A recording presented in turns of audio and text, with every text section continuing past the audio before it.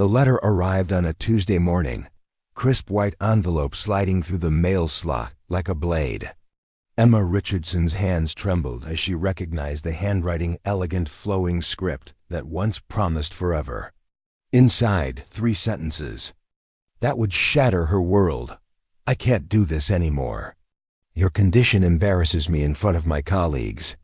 I'm leaving for someone who can speak properly. Before we jump back in, tell us where you're tuning in from, and if this story touches you, make sure you're subscribed because tomorrow, I've saved something extra special for you. The engagement ring felt suddenly heavy on her finger, a weight. She'd carried for 2 years believing she'd found someone who saw past her stutter. But Michael's true feelings had finally surfaced, leaving her standing in the hallway of their shared apartment, surrounded by the echo of words she'd struggled her entire life to say clearly. Emma had always believed words were meant to flow. Like water, smooth, effortless, natural. For her, they came like stones tumbling down a mountainside, jagged and unpredictable, catching on invisible barriers that lived somewhere between her thoughts and her tongue. The stutter had been her unwelcome companion since childhood, a shadow that followed her through playground taunts, classroom presentations, and job interviews where potential employers shifted uncomfortably in their chairs. Growing up in the small town of Millbrook, Connecticut, Emma learned early that silence was safer than speech. Her parents, well-meaning but overwhelmed, had shuttled her between speech therapists and specialists, each promising breakthrough techniques that never quite delivered the fluency they all desperately sought. Dr. Margaret Chun, her longest-standing therapist, had become more than a professional. She was the one person who never finished Emma's sentences or looked away when the words got stuck. Your mind moves faster than your mouth can follow, Dr. Chun had explained during one of their sessions when Emma was 16. It's like trying to pour an ocean through a garden hose. The pressure builds, and sometimes things get backed up. Emma's younger sister Jessica had no such struggles. Words came to her easily, naturally, like breathing. She was the family spokesperson, the one who ordered pizza, answered phone calls, and handled any situation requiring smooth communication. Jessica meant well, but her constant intervention had created an unspoken dynamic where Emma retreated further into herself, allowing others to speak for her rather than fighting through the difficult moments. At Millbrook High School, Emma discovered her sanctuary in the art room. Mrs. Patricia Williams, the art teacher, never required verbal presentations or group discussions. In that sunlit space filled with canvases and clay, Emma found her voice through brushstrokes and sculpture. Her hands could express what her mouth couldn't, sweeping emotions, delicate observations, bold statements that emerged through color and texture rather than sound. College brought new challenges and small victories. At the Rhode Island School of Design, Emma surrounded herself with other creative souls who valued expression in all its forms. She met her roommate, Sophia Martinez, during orientation week. Sophia had cerebral palsy and moved through the world with a walker, facing her own set of accessibility challenges. Their friendship bloomed over late-night conversations about society's narrow definitions of normal, and for the first time, Emma felt truly understood. "You know what I love about your stutter?" Sophia had said one evening as they painted together. "In their dorm room, it makes people slow down. In a world where everyone talks over each other, you force them to actually listen." It was through Sophia that Emma learned to see her speech pattern differently, not as a defect to be hidden, but as a natural part of who she was. She began participating more in class discussions, allowing herself to stumble through critiques of fellow students' work. Some professors were patient, others less so, but Emma pressed forward, determined to claim her space in conversations that mattered to her. After graduation, Emma moved to Hartford to pursue her dream of becoming a professional illustrator. She rented a small studio apartment in the Arts District, its walls soon covered with her watercolor paintings and digital designs. Freelance work trickled in, slowly, book illustrations for small presses, logo designs for local businesses, commissioned, portraits for families who appreciated her delicate style. The coffee shop on Elm Street became her second office. Emma would arrive each morning with her laptop and sketchbook, ordering the same vanilla latte from Marcus, the barista who never seemed rushed when she took extra time to get her order out. The familiar routine provided comfort, and the ambient noise of conversation and espresso machines created a cocoon where she could work undisturbed. It was there, surrounded by the comforting chaos of clinking cups and muffled conversations, that Emma first saw Michael Thompson.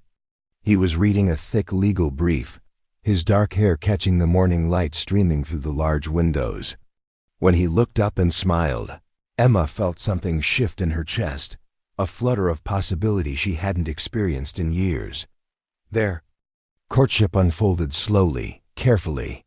Michael seemed charmed by what he called her thoughtful speech patterns, claiming it showed she considered her words carefully before speaking. He was a junior partner at Morrison, Blake & Associates, ambitious and well-connected, moving through Hartford's professional circles with the confidence Emma envied. "You're so refreshing," Michael would tell her during their early dates. "Everyone else just babbles endlessly.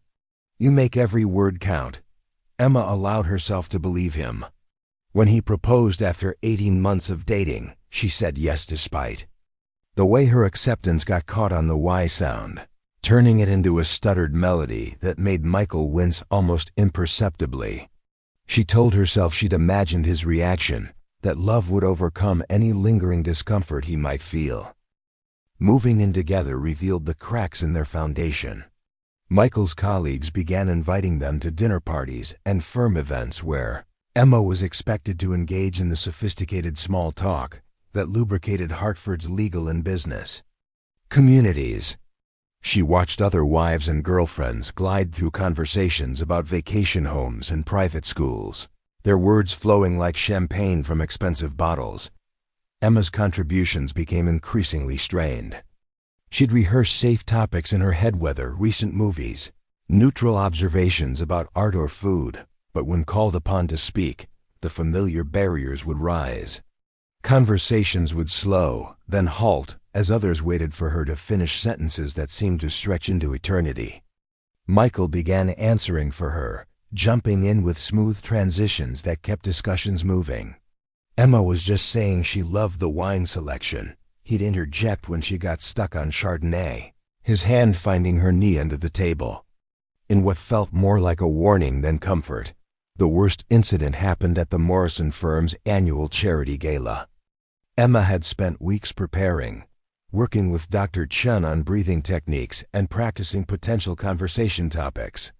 She'd even bought a new dress, a deep blue number that made her feel elegant and confident. The evening started well enough. Emma managed to exchange pleasantries with several people, her stutter minimal when discussing neutral topics.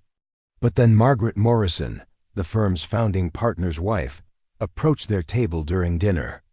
"Emma dear, Michael tells me you're an artist. How exciting. What kind of work do you do?" The question hung in the air like a challenge. Emma took a breath, feeling Michael's eyes on her. "I'm an illustrator," she began, the word catching on the double consonant. "I do book covers and children's books." Margaret interrupted, her smile tightening slightly. No, actually, Emma tried again, but Margaret's attention had already shifted to the woman beside her.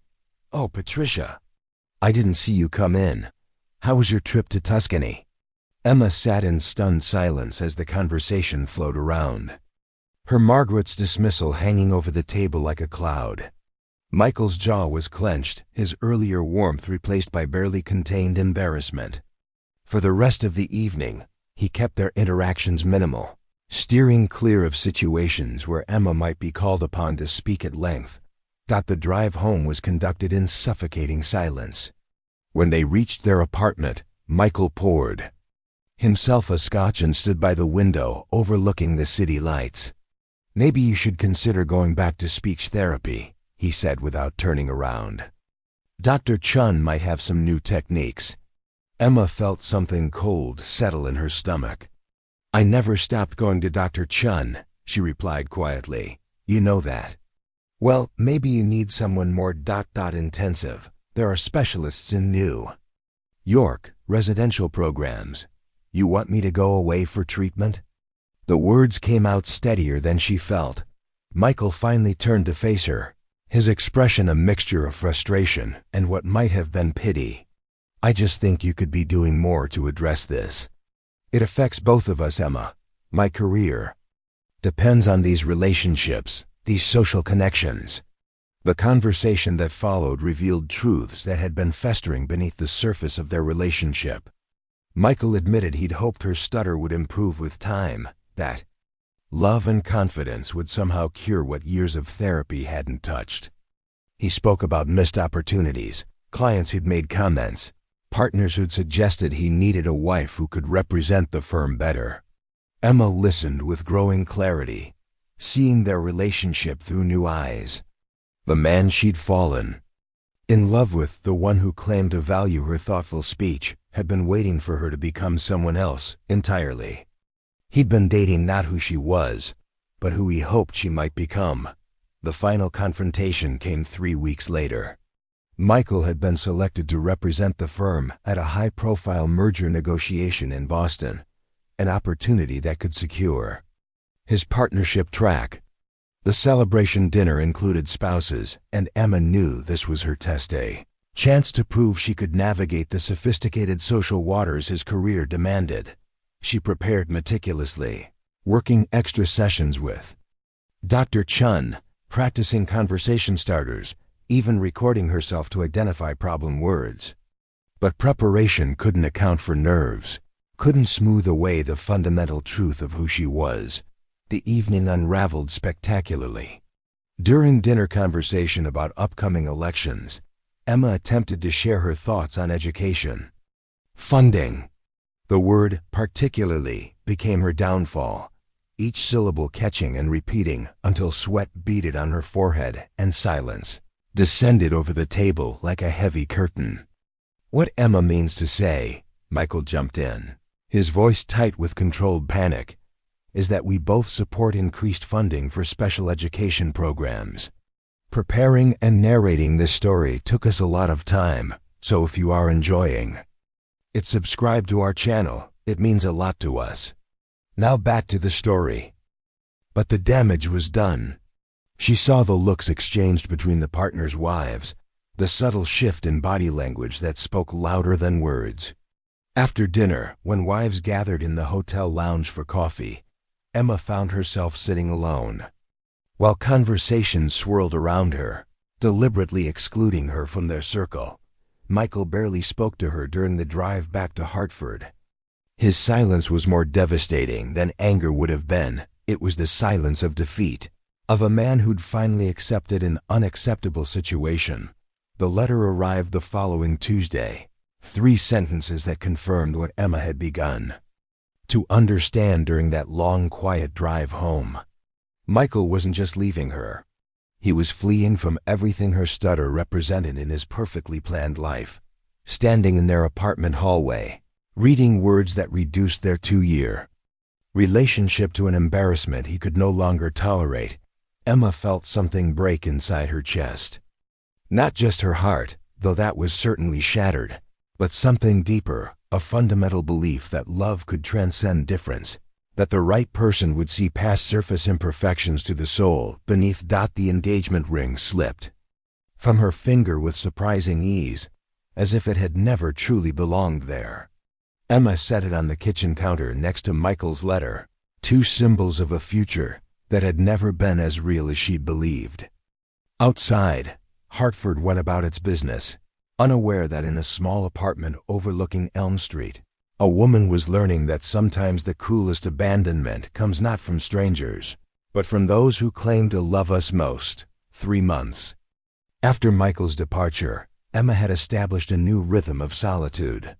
The apartment felt larger without his presence, echoing with the quiet sounds of her daily routine, the soft scratch of pencil on paper, the gentle hum of her coffee maker.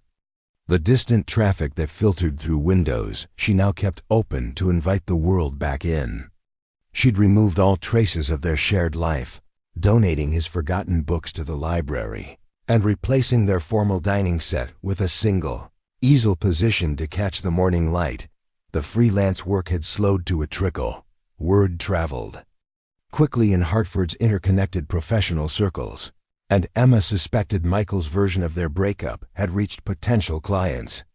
The few projects that came her way were smaller now wedding invitations for couples she'd never meet, menu designs for restaurants in neighboring towns, anything that didn't require face-to-face presentations or lengthy client meetings. Financial pressure mounted like gathering storm clouds. Emma had always been careful with money, but her reduced income couldn't sustain the apartment rent much longer. She'd begun browsing listings for smaller places, studio apartments in less desirable neighborhoods where her savings might stretch further. The thought of starting over again, rebuilding her professional reputation from nothing, felt overwhelming. Most days. It was during one of these particularly difficult afternoons, while Emma sat in her usual corner booth at the Elm Street coffee shop, trying to make a single latte for the last 3 hours, that she first noticed him. The man sat 2 tables away, positioned where he could see both the entrance and the street beyond. His appearance was unremarkable at first glance: medium height, sandy brown hair that looked like he'd run his fingers through it, clothes that suggested comfort over fashion. What caught Emma's attention was his stillness. While other patrons typed frantically on laptops or scrolled through phones, this stranger simply sat with a cup of black coffee and a worn paperback novel, reading with the kind of focused attention that seemed foreign in their hyper-connected world. His movements were deliberate when he turned pages, careful when he lifted his cup, as if each action deserved its own moment of consideration. Emma found herself sketching him without conscious decision, her pencil capturing the angle of his shoulders, the way late afternoon light caught the planes of his face.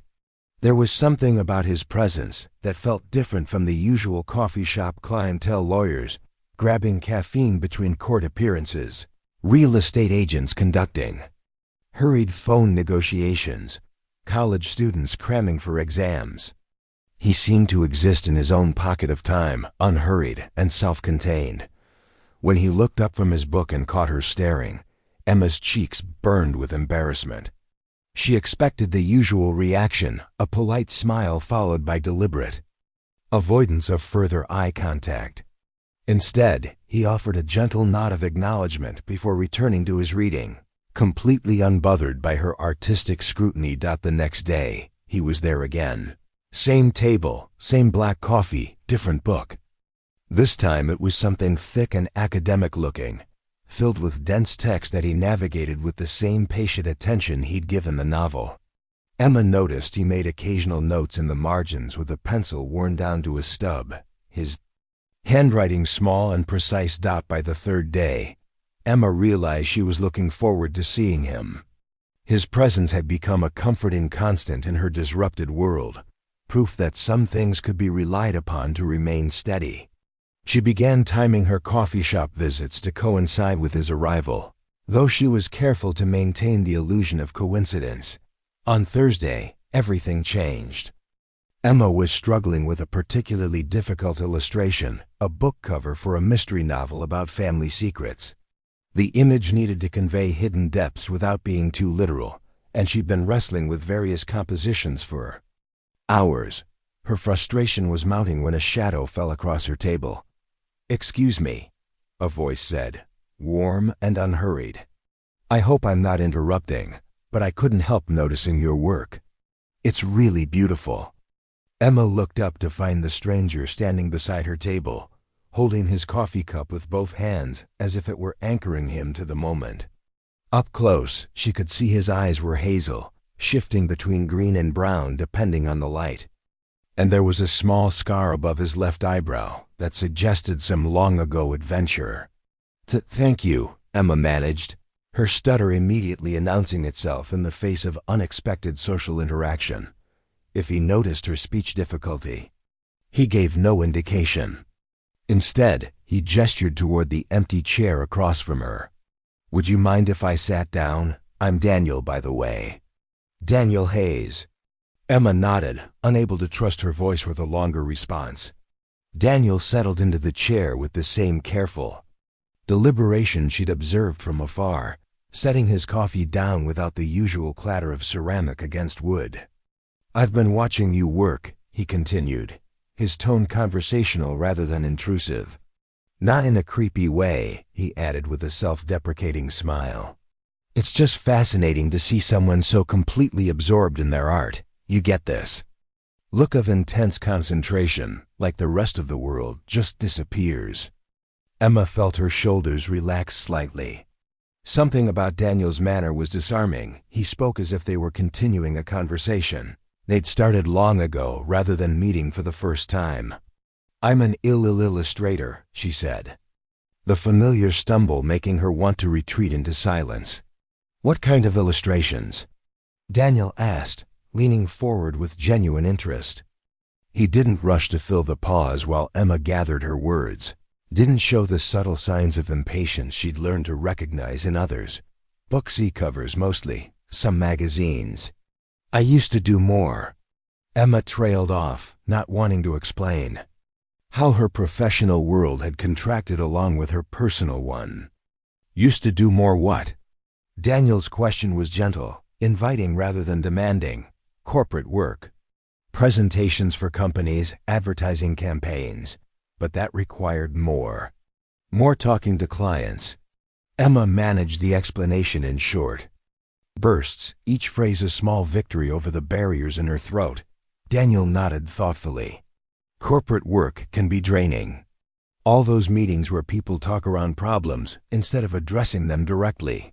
I imagine your current projects are more creatively fulfilling. His response surprised Emma. Most people either pitied her reduced circumstances or pushed for explanations she wasn't ready to give. Daniel simply accepted her statement and found something positive to highlight, as if her current situation was a choice rather than a retreat. What do you do? Emma asked, grateful to shift attention away from herself. I teach, Daniel replied. Elementary school, 4th grade, though teach might be too narrow a word. Some days I'm more like a referee, translator, and amateur psychologist. All rolled into one. Emma smiled at that, the first genuine smile she'd felt in weeks. That sounds challenging. Challenging and rewarding, Daniel agreed. Kids that age are still figuring out how to communicate effectively. They're honest about their struggles in ways adults have learned to hide. Something in his tone suggested personal knowledge behind the observation, but Emma didn't press. Instead, she found herself relaxing into the conversation, allowing longer pauses without feeling compelled to fill them with rushed words. Daniel proved to be an excellent listener, asking follow-up questions that showed he was genuinely processing what she said rather than waiting for his turn to speak. When Emma described her current project, the mystery novel cover, he asked thoughtful questions about symbolism and color choice that revealed an unexpected depth of artistic knowledge.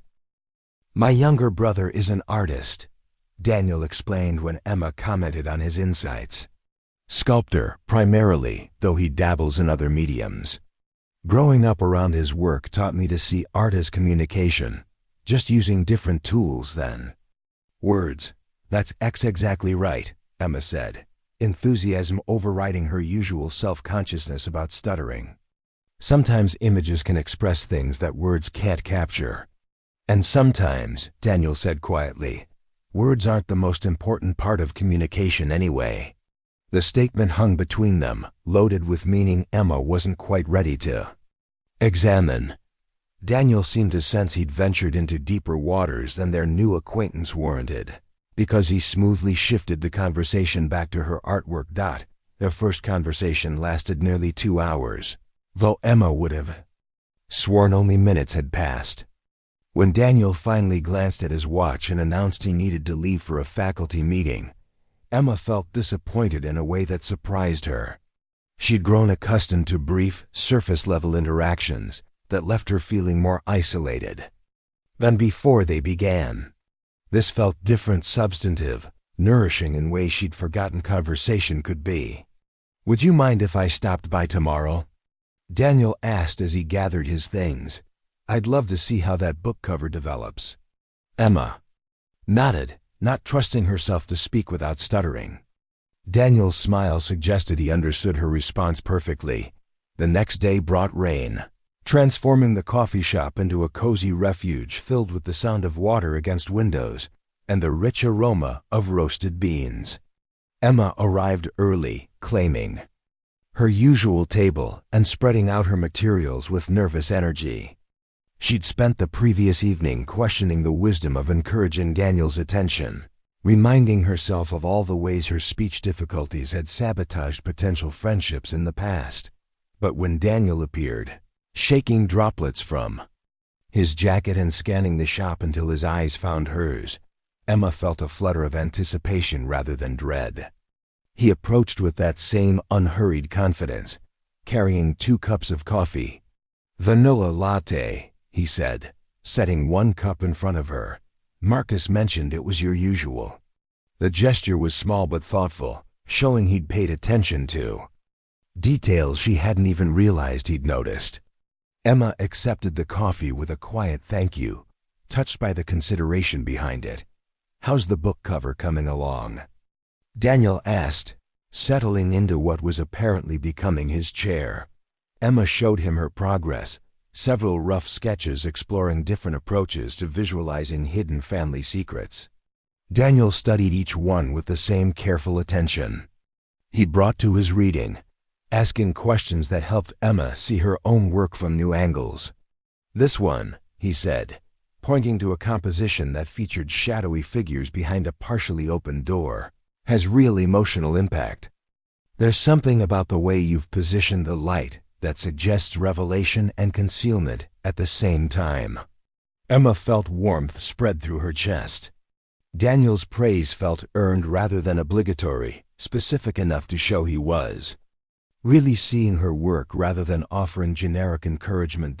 As days turned into weeks, their coffee shop meetings became routine. Daniel would arrive around 3:30 after his teaching day ended, and they would settle into conversation that ranged from art to books to observations about the world around them. Emma began to look forward to these encounters with an intensity that both thrilled and worried her. Daniel proved to be endlessly curious about her creative process, asking about her training, her influences, her artistic goals. But he was equally willing to share stories from his classroom, describing his students with a mixture of affection and exasperation that revealed his genuine care for their development. "There's this one kid, Tyler," Daniel told her one afternoon, "who has trouble getting his thoughts out smoothly. The other kids sometimes get impatient with him, but when he finally manages to express an idea, it's usually worth waiting for. He sees connections the rest of us miss." Emma felt something shift in her chest, a recognition that seemed to echo beyond Daniel's story about his student. "What do you do when the other kids get impatient?" "I remind them that everyone has different speeds," Daniel said simply. "Some people think fast and talk fast. Others need more time to process. Neither way is wrong, just different." The conversation stayed with Emma long after Daniel left for his evening run. She found herself thinking about Tyler, about Daniel's patience with a struggling student, about the way he'd never once rushed her through a difficult word or finished her sentences when she got stuck. Slowly, almost imperceptibly, Emma began to relax around Daniel. Her stutter didn't disappear, if anything. She became more aware of it as she grew comfortable enough to attempt longer, more complex thoughts. But Daniel's consistent response began to reshape her expectations. He never winced when words caught in her throat, never checked his watch during longer pauses, never showed the subtle signs of discomfort she'd learned to read in others' faces. Instead, Daniel listened with what seemed like infinite patience, his attention focused entirely on understanding what she was trying to communicate rather than how quickly she could get there. When Emma struggled with a particularly stubborn word, he would wait calmly, sometimes nodding encouragingly, sometimes offering a gentle smile, that said he had all the time in the world. 3 weeks into their daily encounters, Emma realized she was looking forward to their conversations more than anything else in her day. The feeling was both exhilarating and terrifying, colored by memories of Michael's increasing impatience and ultimate rejection. But Daniel seemed cut from a different cloth entirely, operating according to principles Emma was only beginning to understand. The afternoon that changed everything started like any other. Emma was working on sketches for a children's book about a young owl learning to fly, and Daniel was grading papers with the focused concentration of someone who took his students' work seriously. The coffee shop hummed with its usual activity, but their corner table felt like an island of calm concentration. "Emma," Daniel said suddenly, looking up from a student essay covered in red ink, "can I ask you something personal?" Emma's pencil stilled against her paper. In all their conversations, Daniel had been respectful of boundaries, never pushing for information she seemed reluctant to share. His request for permission felt significant. "Okay," she said, though her voice carried a note of wariness. Daniel set down his red pen and looked directly at her, his expression serious but kind. "Has anyone ever told you that your stutter doesn't define you?" The question hit Emma like a physical blow, not because it was cruel, but because it was so unexpected. She stared at Daniel, trying to process both the words and the gentle conviction with which he'd spoken them. "I mean," Daniel continued, his voice softer now, "you're incredibly talented, obviously intelligent, funny when you let yourself be. You have this way of seeing the world that's unique and valuable. Your stutter is just one small part of who you are, but I get the sense someone convinced you it was the most important part." Emma felt tears prick at her eyes, a mixture of gratitude and pain at having her deepest fears so clearly seen and addressed. "Most people don't have that much patience," she managed. "Then most people are missing out," Daniel said simply. "Their loss." The conversation that followed was unlike any Emma had experienced. Daniel spoke about differences in communication styles, about the beauty of taking time to choose words carefully, about how some of the most meaningful conversations in his life had been with people who struggled to express themselves conventionally. "There's this assumption," Daniel said, "that faster automatically means better. But some things are worth waiting for. Some people are worth slowing down for." Emma found herself crying then, not from sadness but from relief. For the first time in months, she felt seen rather than judged, valued rather than tolerated. Daniel didn't try to minimize her struggles or offer false reassurances about overcoming her stutter. Instead, he offered something more radical: acceptance of who she was, exactly as she was. As autumn deepened and their friendship solidified, Emma began to suspect there was more to Daniel's patient understanding than natural kindness. Sometimes, she caught glimpses of something deeper in his responses, a knowledge that seemed too specific to be purely theoretical. But Daniel remained somewhat mysterious about his personal history, deflecting questions about his past with the same gentle skill he used to redirect impatient students. Emma didn't push. Whatever experiences had shaped Daniel's remarkable capacity for patience and acceptance, she was grateful for their effect. For the first time since Michael's devastating rejection, she was beginning to remember what it felt like to be valued for who she was rather than criticized for who she wasn't. But questions lingered at the edges of their growing connection. Unspoken mysteries that added complexity to what might otherwise have been a simple friendship. Daniel's understanding felt too deep, too personal to be purely coincidental. Emma sensed she was only seeing the surface of a much more complex story, one that might explain why this patient, perceptive man had appeared in her life exactly when she needed him most. The first whispers started at Henderson's Market on a Tuesday morning in late October. Emma had been reaching for organic apples when she heard the familiar voice of Janet Walsh, Michael's former colleague's wife, speaking in hushed tones too. "Aisle's over. I saw her at that coffee shop on Elm Street again," Janet was saying. her voice carrying the particular satisfaction that came with delivering gossip. "Same table every day, talking to some man I've never seen before. You know how desperate she must be after Michael left her." Emma's hand froze on the apple she'd been examining, her stomach dropping as she recognized herself as the subject of discussion. She should have moved away, should have gathered her groceries and escaped before hearing more, but something kept her rooted in place. "Well, you can hardly blame Michael," came the response from Linda Morrison, the foundation partner's wife, whose dismissal at the charity gala still stung months later. Having a wife who can't speak properly would be a nightmare for any professional man. Though I suppose she had to find someone eventually. Beggars can't be choosers. The cruel laughter that followed felt like ice water in Emma's veins. She abandoned her shopping basket and fled the store, her cheeks burning with humiliation. The casual cruelty of their assessment reducing her worth to her speech patterns, assuming desperation in any man who might find her company worthwhile cut. Deeper than she'd expected. That evening, Emma called her sister Jessica for the first time in weeks, needing to talk to someone who knew her beyond the narrow confines of Hartford's social circles. Jessica listened with growing anger as Emma recounted the overheard conversation. "Those women are poisonous," Jessica said, her voice tight with protective fury. "Michael must have fed them some story to justify his own cowardice. You know that, right? This isn't about you. It's about their need to feel superior to someone." Emma wanted to believe her sister's words, but the encounter at Henderson's Market had reawakened old anxieties she'd thought were finally healing. The progress she'd made in her conversations with Daniel suddenly felt fragile, vulnerable to the harsh judgment of people who saw her only as a collection of deficits.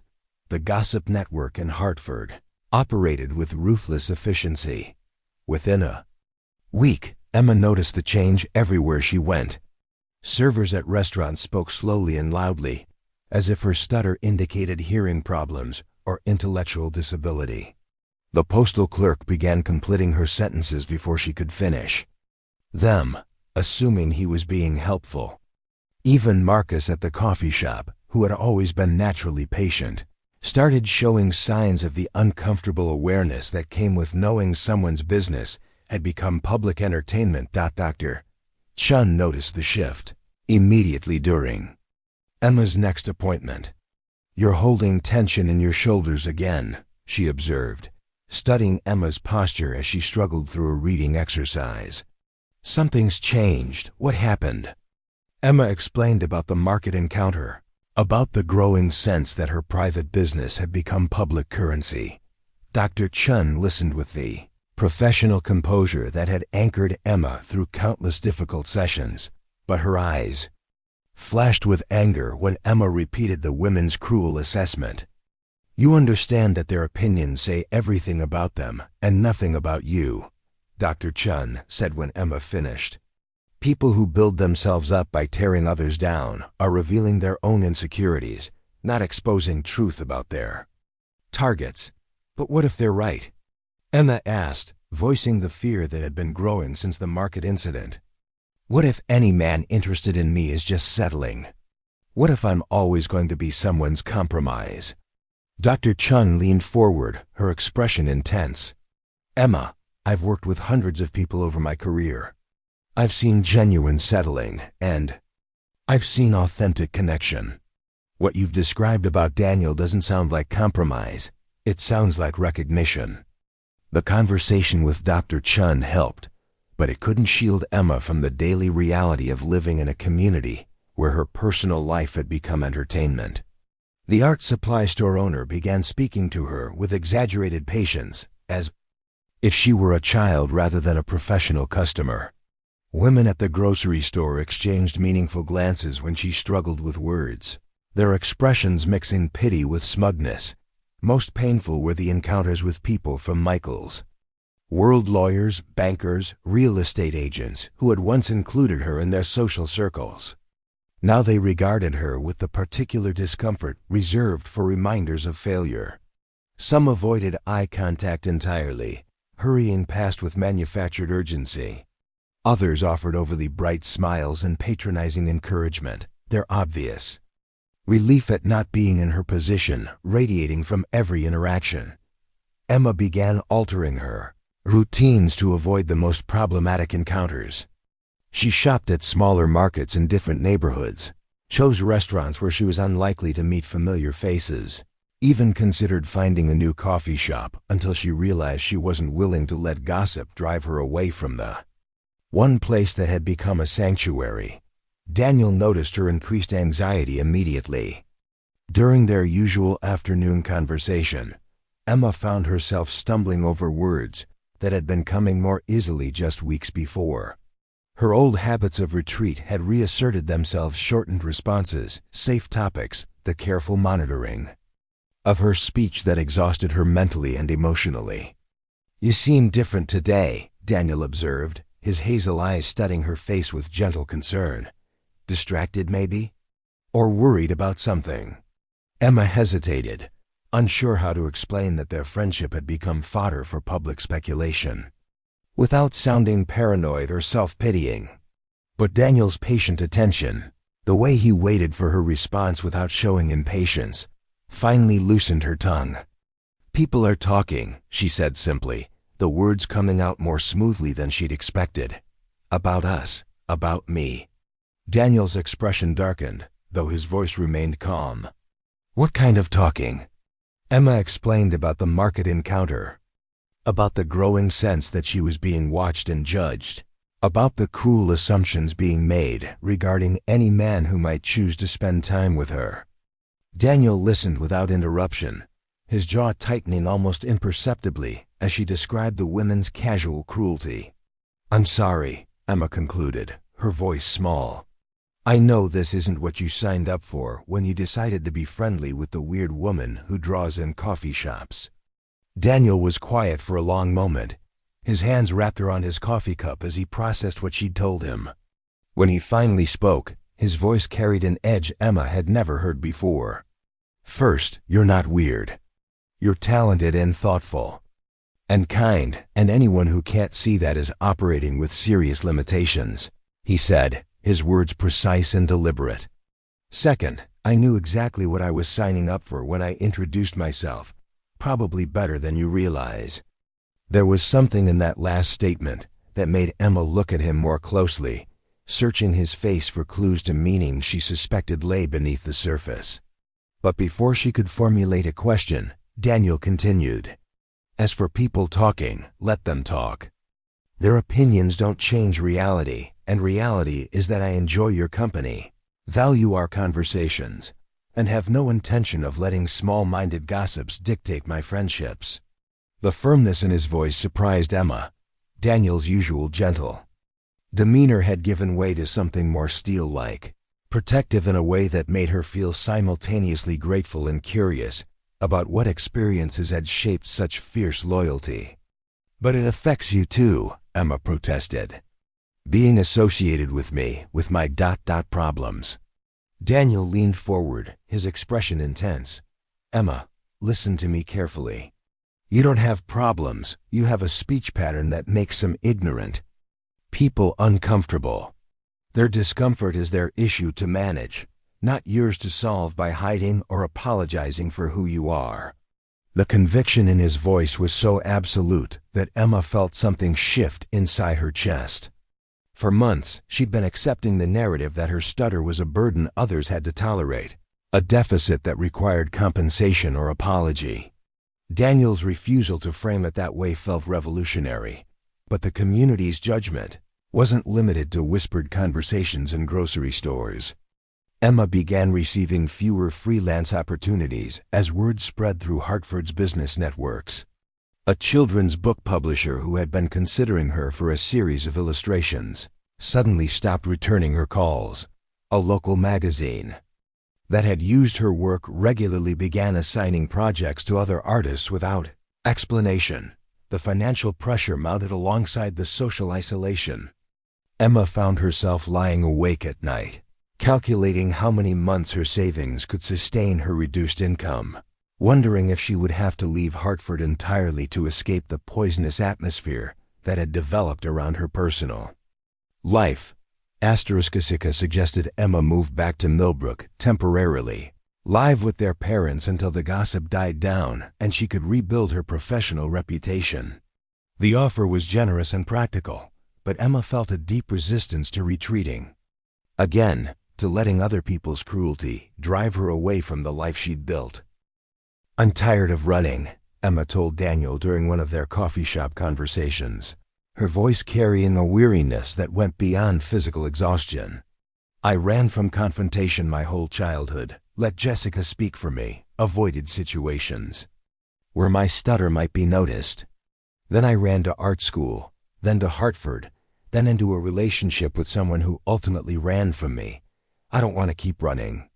Daniel nodded slowly, understanding flickering in his eyes. "Running teaches people that you accept their judgment as valid. Staying teaches them that their opinions don't have the power to define your reality." "Easy to say," Emma replied, though without bitterness. "Harder to live with the daily reminder that people see you as damaged goods." "Some people," Daniel corrected. "Other people see you as exactly who you're supposed to be." The distinction felt important, though Emma struggled to internalize it fully.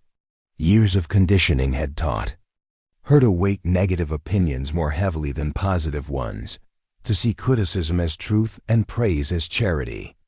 Unlearning those patterns while surrounded by evidence of public disapproval felt overwhelming most days. The situation reached a breaking point during Hartford's annual Fall Festival, a weekend event that brought together local businesses, artists, and community members for food, music, and craft demonstrations. Emma had participated for 3 years running, selling prints of her illustrations and accepting commissions for custom portraits. The festival had always been a highlight of her professional year, generating both income and connections that sustained her work through slower periods. This year felt different from the moment Emma arrived to set up her booth.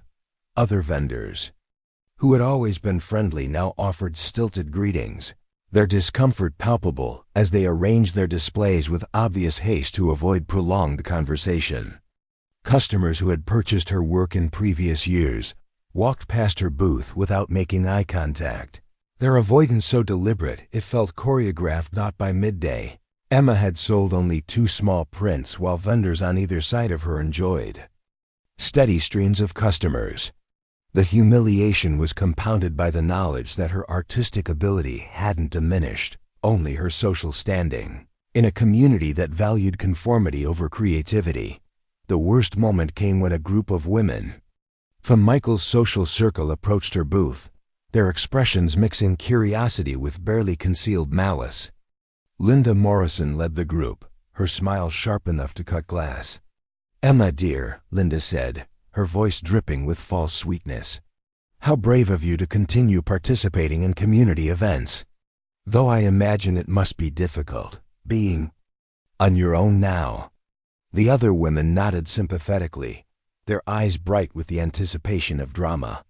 Emma felt heat rise in her cheeks as she struggled to formulate a response that wouldn't give them the satisfaction of seeing her. Flustered, "I'm doing fine," Emma managed, hating the way her stutter announced itself under stress. "My work speaks for itself." "Of course it does," Linda replied, though her tone suggested otherwise. "Though I suppose it's challenging to build a client base when you have communication difficulties. Have you considered online sales? That way you wouldn't need to interact with customers directly." The suggestion was delivered with such poisonous sweetness that Emma felt physically ill. Linda was essentially advising her to hide, to conduct her business from the shadows, rather than risk embarrassing potential customers with her speech patterns. Before Emma could respond, a familiar voice cut through the tension like a blade. "Actually, Emma's communication skills are excellent," Daniel said, appearing beside the booth with the quiet authority Emma had come to associate with his presence. Clear, thoughtful, and refreshingly honest. Some people could learn from her. Example. The women turned to examine this unexpected defender, their expressions shifting from curiosity to calculation as they processed. Daniel's appearance and obvious support for Emma. Linda's smile faltered slightly as she realized her public humiliation of Emma had gained an audience willing to push back. "And you are?" Linda asked, her voice cooling several degrees. "Daniel Hayes," he replied simply, offering no additional explanation or justification for his presence. "I was hoping to commission a piece from Emma. Her work is remarkable." The simple declaration shifted the entire dynamic of the encounter. Daniel's obvious admiration for Emma's art, delivered without defensiveness or apology, reframed the conversation in ways that left Linda scrambling for response. Double quotes. How. "Nice," Linda managed, her confidence visibly shaken by Daniel's calm refusal to treat Emma as an object of pity or embarrassment. The women departed with muttered pleasantries, but Emma could see the wheels turning behind their eyes. Daniel's public support had created a new narrative thread they would need to process and disseminate through their gossip networks. "Thank you," Emma said quietly once they were gone. "You didn't have to do that." "Yes, I did," Daniel replied, his voice carrying that steel edge she'd noticed before.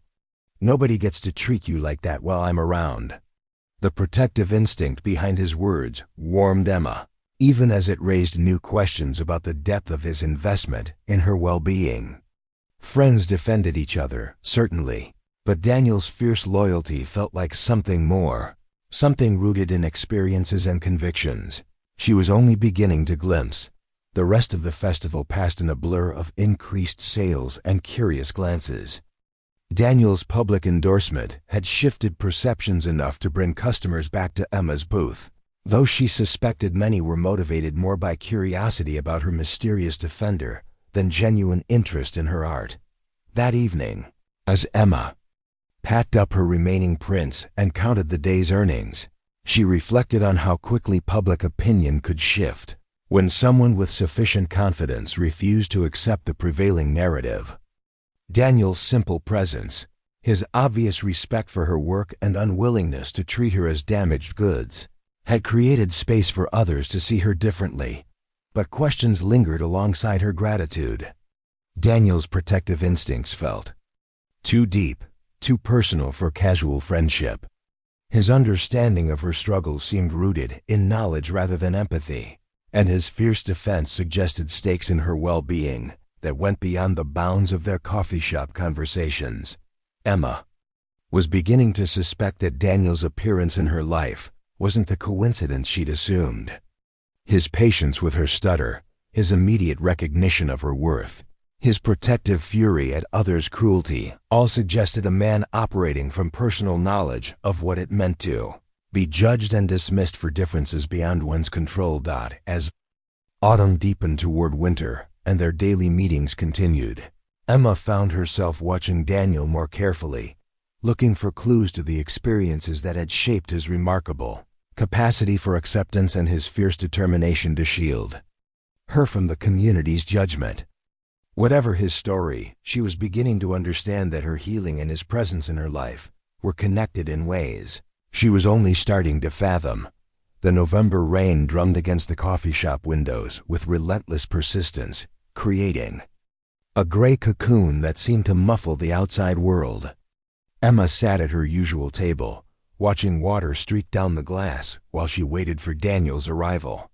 Their daily meetings had evolved into something she couldn't quite name more than friendship, deeper than casual acquaintance, but undefined. In ways that both comforted and unsettled her, Daniel arrived precisely at 3:30, as he had every weekday for the past 2 months. His jacket was soaked from the brief sprint between his car and the coffee shop entrance, and droplets clung to his sandy hair like tiny diamonds. Emma found herself noticing these small details more frequently. The way he moved through space with quiet confidence, how his presence seemed to calm the restless energy that had plagued her since Michael's departure. "Brutal weather," Daniel said, settling into what had become his chair after hanging his damp jacket on the back. "Though I have to admit, there's something peaceful about being warm and dry while listening to rain." Emma nodded, understanding exactly what he meant. The coffee shop had become their refuge, a space where the harsh judgments of the outside world couldn't penetrate. My students were climbing the walls today, Daniel continued, pulling out a stack of papers that needed grading. Fourth graders and rainy days are a challenging combination. Tell me about them, Emma said, surprising herself with the request. Usually Daniel shared stories naturally during their conversations, but she'd never directly asked. Something about the intimacy created by the storm made her curious about the children, who occupied so much of his thoughts.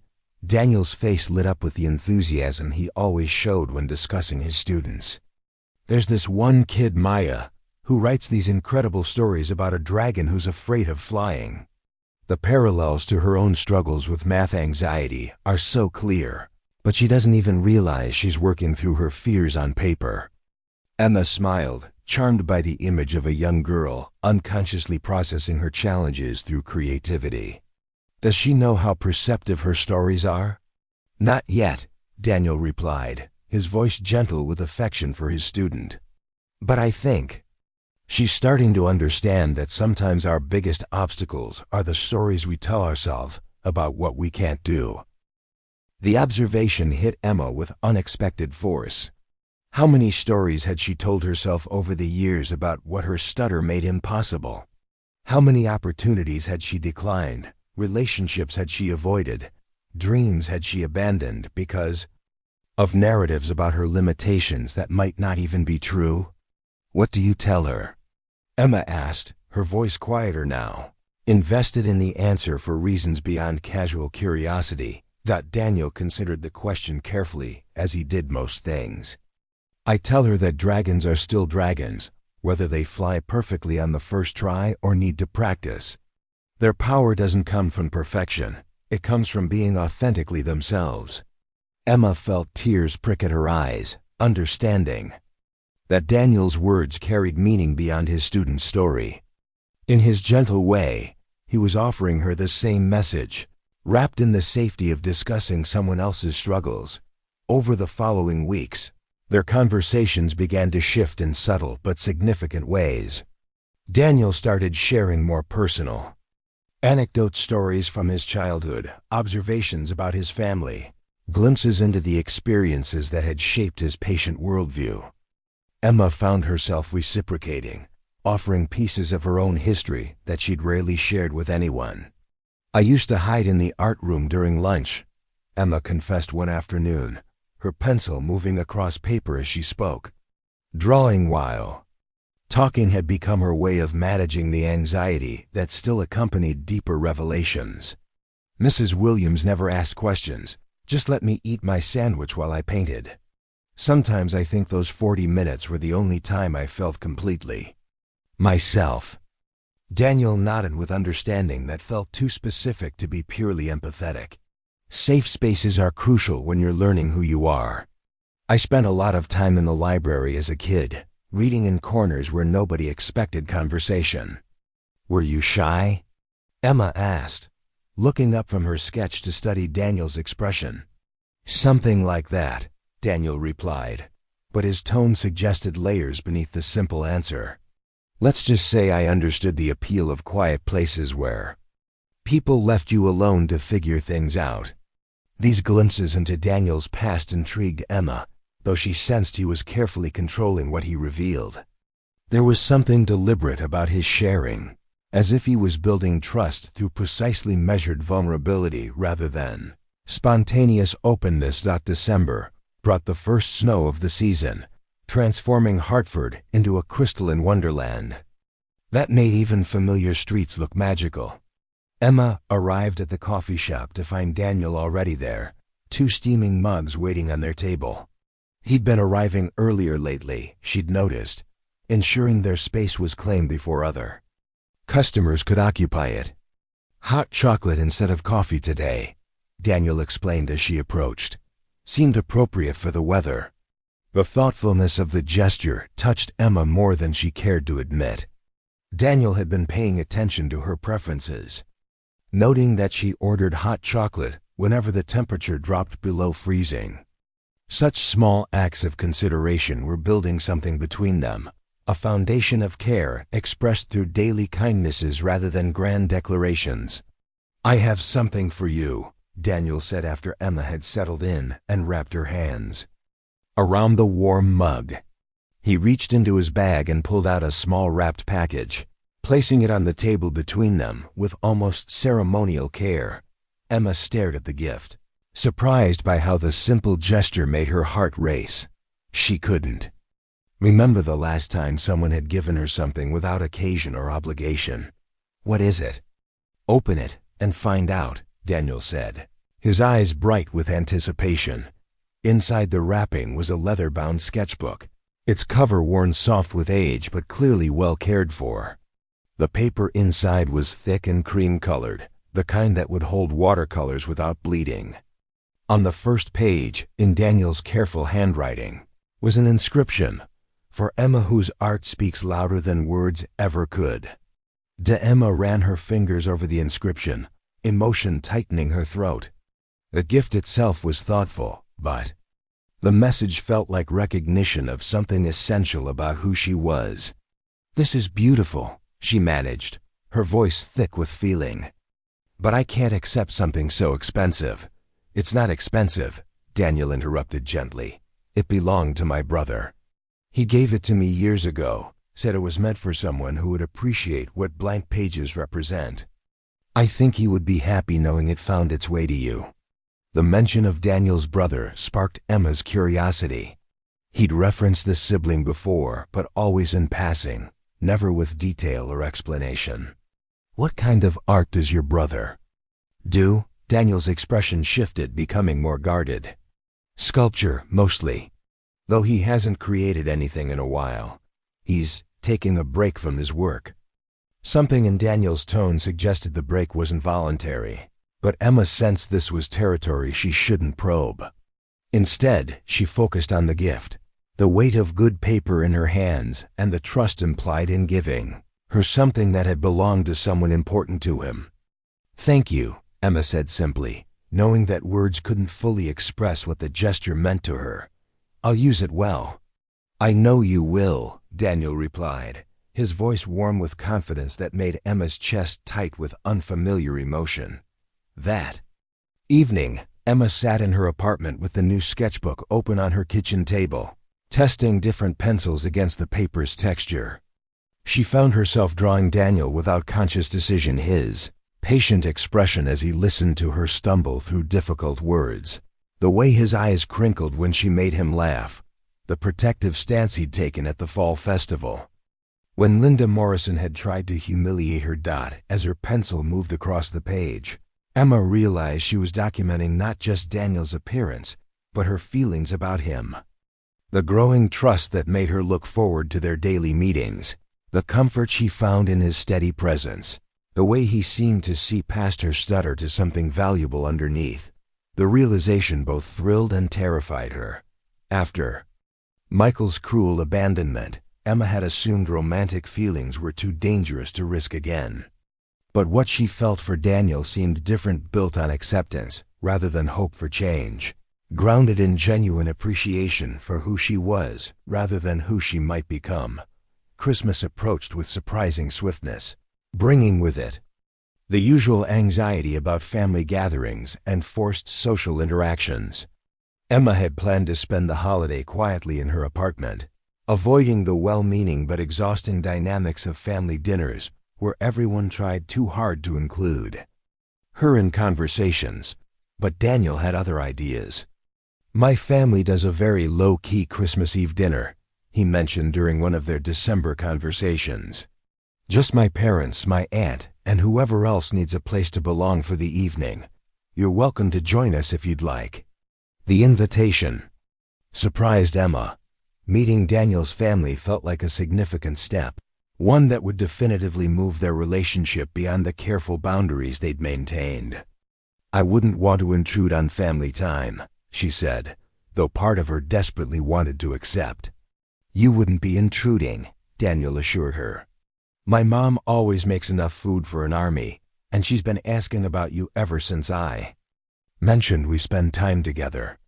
"What did you tell her about me?" Emma asked, curious about how Daniel described their relationship to others.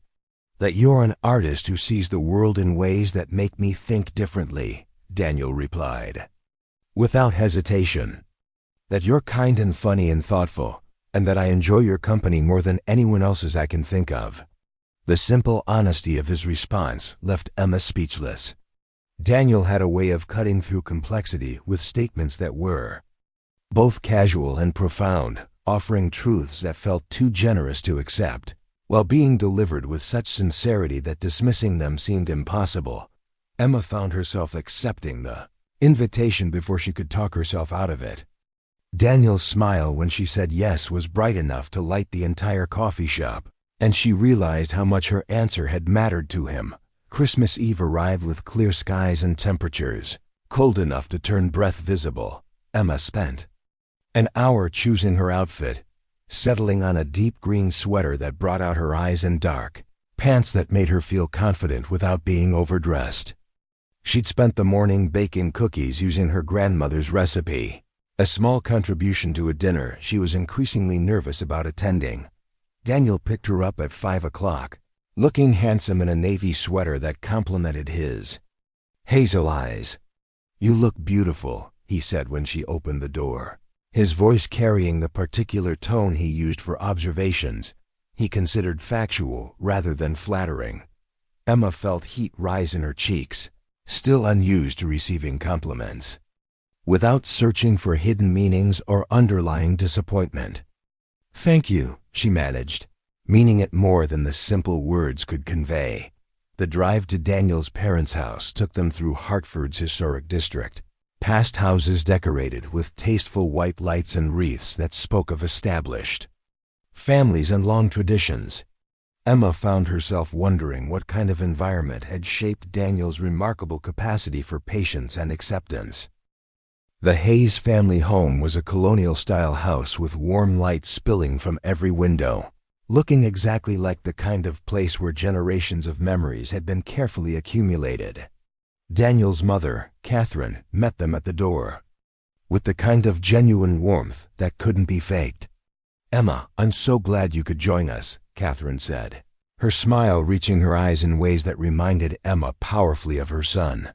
"Daniel talks about you constantly. I was beginning to think he'd invented you." "Mom," Daniel protested, but his embarrassment was good-natured rather than mortified. Catherine laughed, the sound musical and welcoming. "I'm just happy to finally meet the woman who's put that smile back on my son's face." The comment sparked Emma's curiosity about what smile had been missing, but before she could process the implications, Daniel's father appeared, a tall man with silver hair and the same patient demeanor Emma had come to associate with good teachers. "Robert Hayes," he said, offering his hand with formal politeness that quickly warmed into genuine welcome. "Any friend of Daniel's who can tolerate his stories about fourth graders is welcome here any time." The evening unfolded with the relaxed comfort of a family accustomed to making space for newcomers. Daniel's Aunt Margaret proved to be a retired librarian with strong opinions about contemporary literature and a dry sense of humor that kept everyone laughing. The conversation flowed easily around topics that included everyone without requiring extensive participation from those who preferred listening. Emma found herself relaxing in ways she hadn't expected. When her stutter appeared during discussions, nobody seemed to notice or care. Daniel's family operated with the same patient acceptance she'd come to treasure in him, treating her speech patterns as simply another aspect of who she was rather than a problem requiring management. "Daniel tells us you're an illustrator," Margaret said during dessert. "What kind of projects do you work on?" Emma described her freelance work, finding words coming more easily in the supportive atmosphere Daniel's family had created. When she mentioned her recent struggles with reduced opportunities, Catherine's expression grew thoughtful. "You know, my book club has been talking about commissioning someone to design a logo for our letterhead," Catherine said. "We're not a wealthy organization, but we could probably manage a small fee if you'd be interested." The offer was clearly motivated by kindness rather than genuine need. But Emma appreciated the gesture of practical support.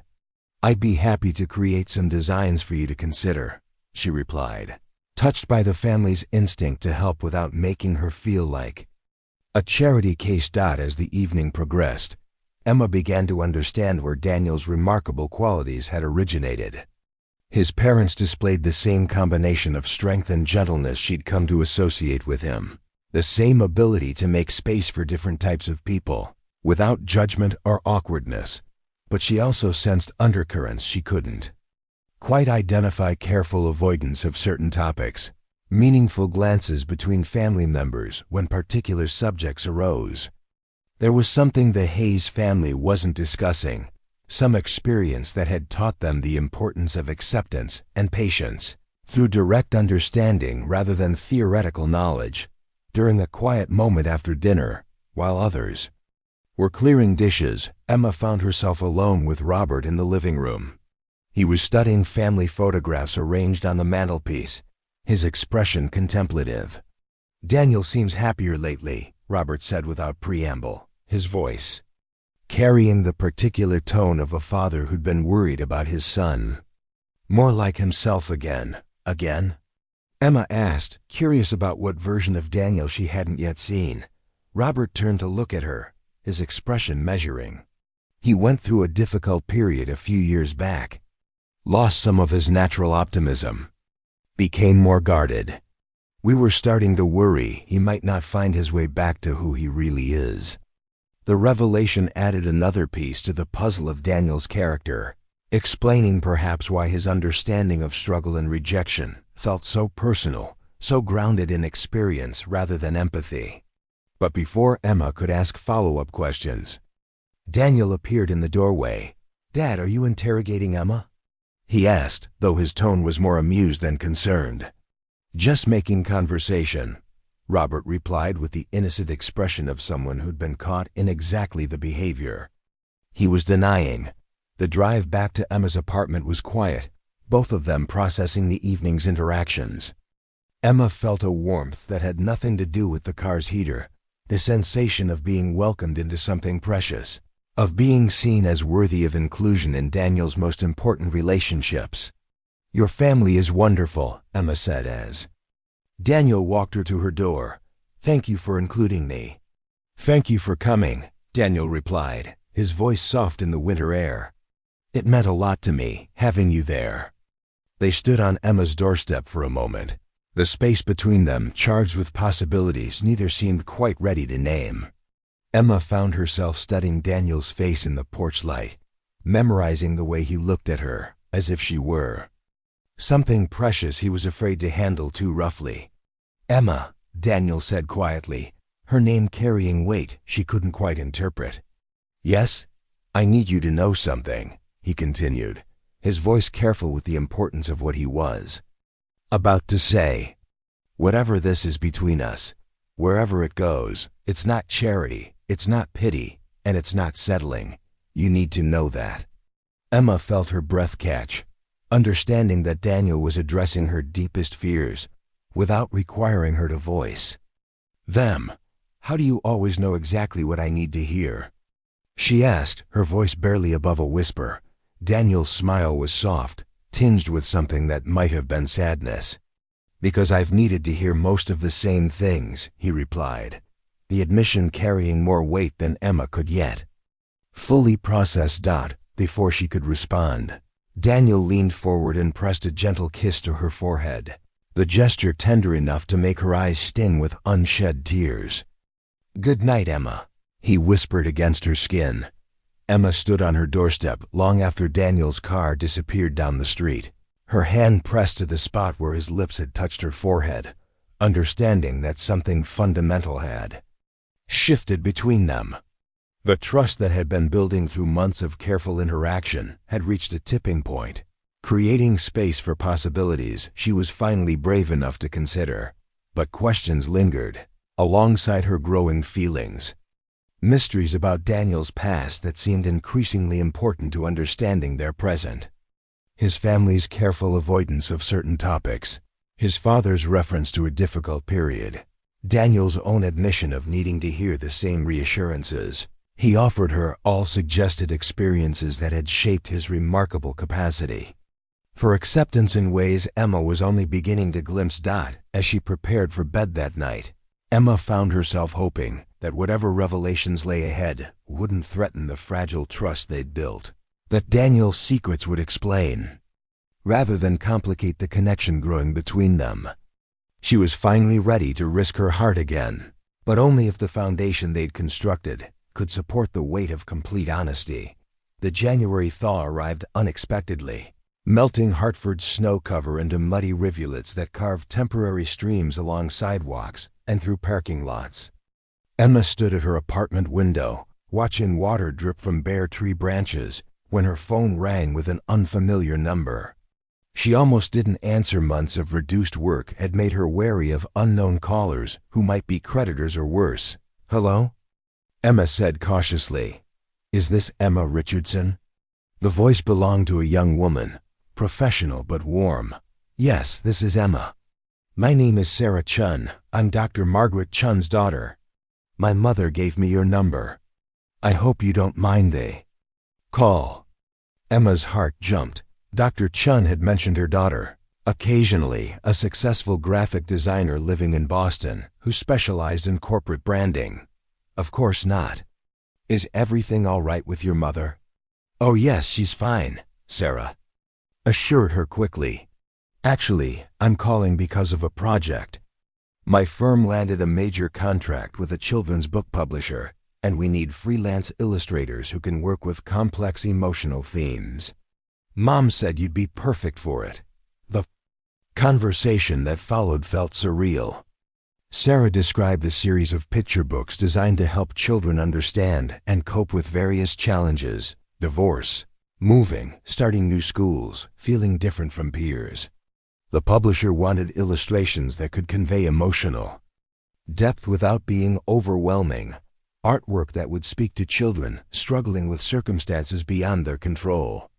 "The pay is excellent," Sarah continued, "and if the first book goes well, they're hoping to develop an ongoing relationship with the right illustrator. Would you be interested in seeing the manuscripts?"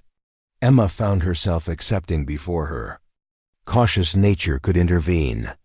After months of financial uncertainty and professional isolation, the opportunity felt like a lifeline thrown exactly when she needed it most. They arranged for Sarah to email the project details, and Emma hung up the phone feeling lighter than she had in weeks. The timing seemed too coincidental to be random. Emma suspected Dr. Chun had engineered the opportunity, using her daughter's connections to create work for a struggling client. The gesture touched her deeply, but it also raised questions about other interventions that might have been orchestrated on her behalf. That afternoon, Emma arrived at the coffee shop with genuine excitement for the first time in months. She had manuscripts to read, illustrations to plan, and a project that would let her explore themes close to her own experience. Daniel was already waiting, grading papers with his usual focused attention, but he looked up with immediate interest when he saw her expression. "You look like someone with good news," Daniel observed, setting aside his red pen to give her his full attention. Emma explained about Sarah Chun's call, about the book series and the opportunity to illustrate stories that might help children navigate difficult circumstances. Daniel listened with growing enthusiasm, asking thoughtful questions about the project's scope and timeline. "That's incredible," Daniel said when she finished. "Though I can't say I'm surprised.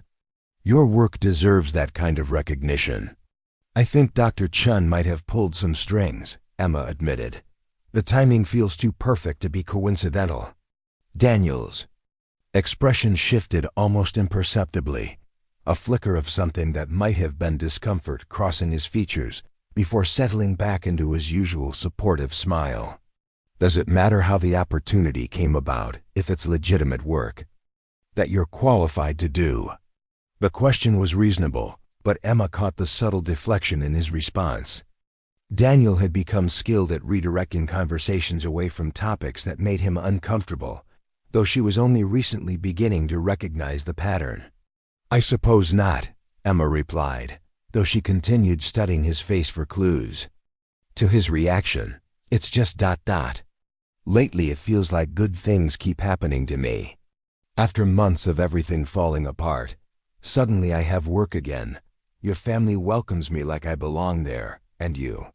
She trailed off, unsure how to finish the sentence. And I what? Daniel asked quietly, his voice carrying an undertone Emma couldn't quite identify. And you appeared exactly when I needed someone to remind me that I was worth more than Michael's opinion of me, Emma said, the words emerging before she could censor them. Sometimes it feels too convenient to be accidental. The silence that followed stretched longer than comfortable, filled with undercurrents Emma was finally beginning to name. Daniel stared at his coffee cup, his jaw working as if he were wrestling with words that wanted to escape, but couldn't be safely released. Emma, Daniel said finally, his voice careful with the weight of something important. Can I ask you something? Of course. Do you believe in coincidence? Or do you think some things happen because people care enough to make them happen? The question hung between them like a bridge Emma wasn't sure she was ready to cross. I think, she said slowly, that depends on whether the people involved are honest about their motivations. Daniel nodded, understanding flickering in his eyes along with what might have been resignation. You're right. You deserve honesty, especially from people who care about you. Emma felt her pulse quicken, sensing they were approaching territory. That would change everything between them. Daniel, what aren't you telling me? Daniel was quiet for a long moment, his hands wrapped around his coffee cup as if it could anchor him through whatever he was about to reveal. When he finally looked up, his expression carried a vulnerability Emma had never seen before. The first day I saw you here, Daniel began, his voice steady despite the obvious difficulty of what he was sharing. It wasn't accidental. I came looking for you specifically. Emma felt the world tilt slightly, as if the coffee shop had shifted on its foundation. What do you mean, you came looking for me? Dr. Chun is my speech therapist too, Daniel said quietly. Has been 3 years. She told me about a client who was struggling after a difficult breakup, someone whose confidence had been shattered by a person who should have protected it. She thought ... she thought we might be able to help each other. The revelation hit Emma like cold water, reframing every interaction they'd shared in a completely different light. You have a stutter too, she said, the words emerging as statement. Rather than question. Daniel nodded, his cheeks flushing with what looked like shame.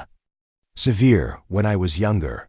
I worked with Dr. Chun through high school and college, learned management techniques that help most of the time. But it never really goes away, just hides better. Emma stared at him, processing this fundamental shift. In her understanding of who Daniel was and why he'd been so patient with her struggles. Why didn't you tell me? Because I wanted you to trust me for who I am, not because we share the same challenge, Daniel replied, his voice gaining strength as he continued. And because I was afraid if you knew Dr. Chun had sent me, you'd think my interest in you was therapeutic rather than genuine. Is it? Emma asked, though she was afraid of the answer. Therapeutic? Daniel leaned forward, his eyes intense with the need to make her understand. It started that way, he admitted. Dr. Chun thought meeting someone who had overcome their stutter might help you rebuild confidence. And she thought helping someone else might help me work through my own issues with rejection and isolation. Emma felt something crack in her chest. So this has all been therapy? Our friendship, your family welcoming me, the way you've defended me, all of it was just treatment? No, Daniel said urgently, reaching across the table as if to take her hand before stopping himself. Emma, listen to me. Yes, Dr. Chun introduced the idea of us meeting. But everything that's happened since then, every conversation, every moment we've shared, that's been real. My feelings for you are real. Emma pulled back, her mind reeling as she tried to separate genuine emotion from therapeutic intervention. How can I believe that? How can I trust anything you've said when you've been lying to me for months? I haven't been lying, Daniel protested, though his voice carried the weight of someone who knew the distinction was inadequate. I just ...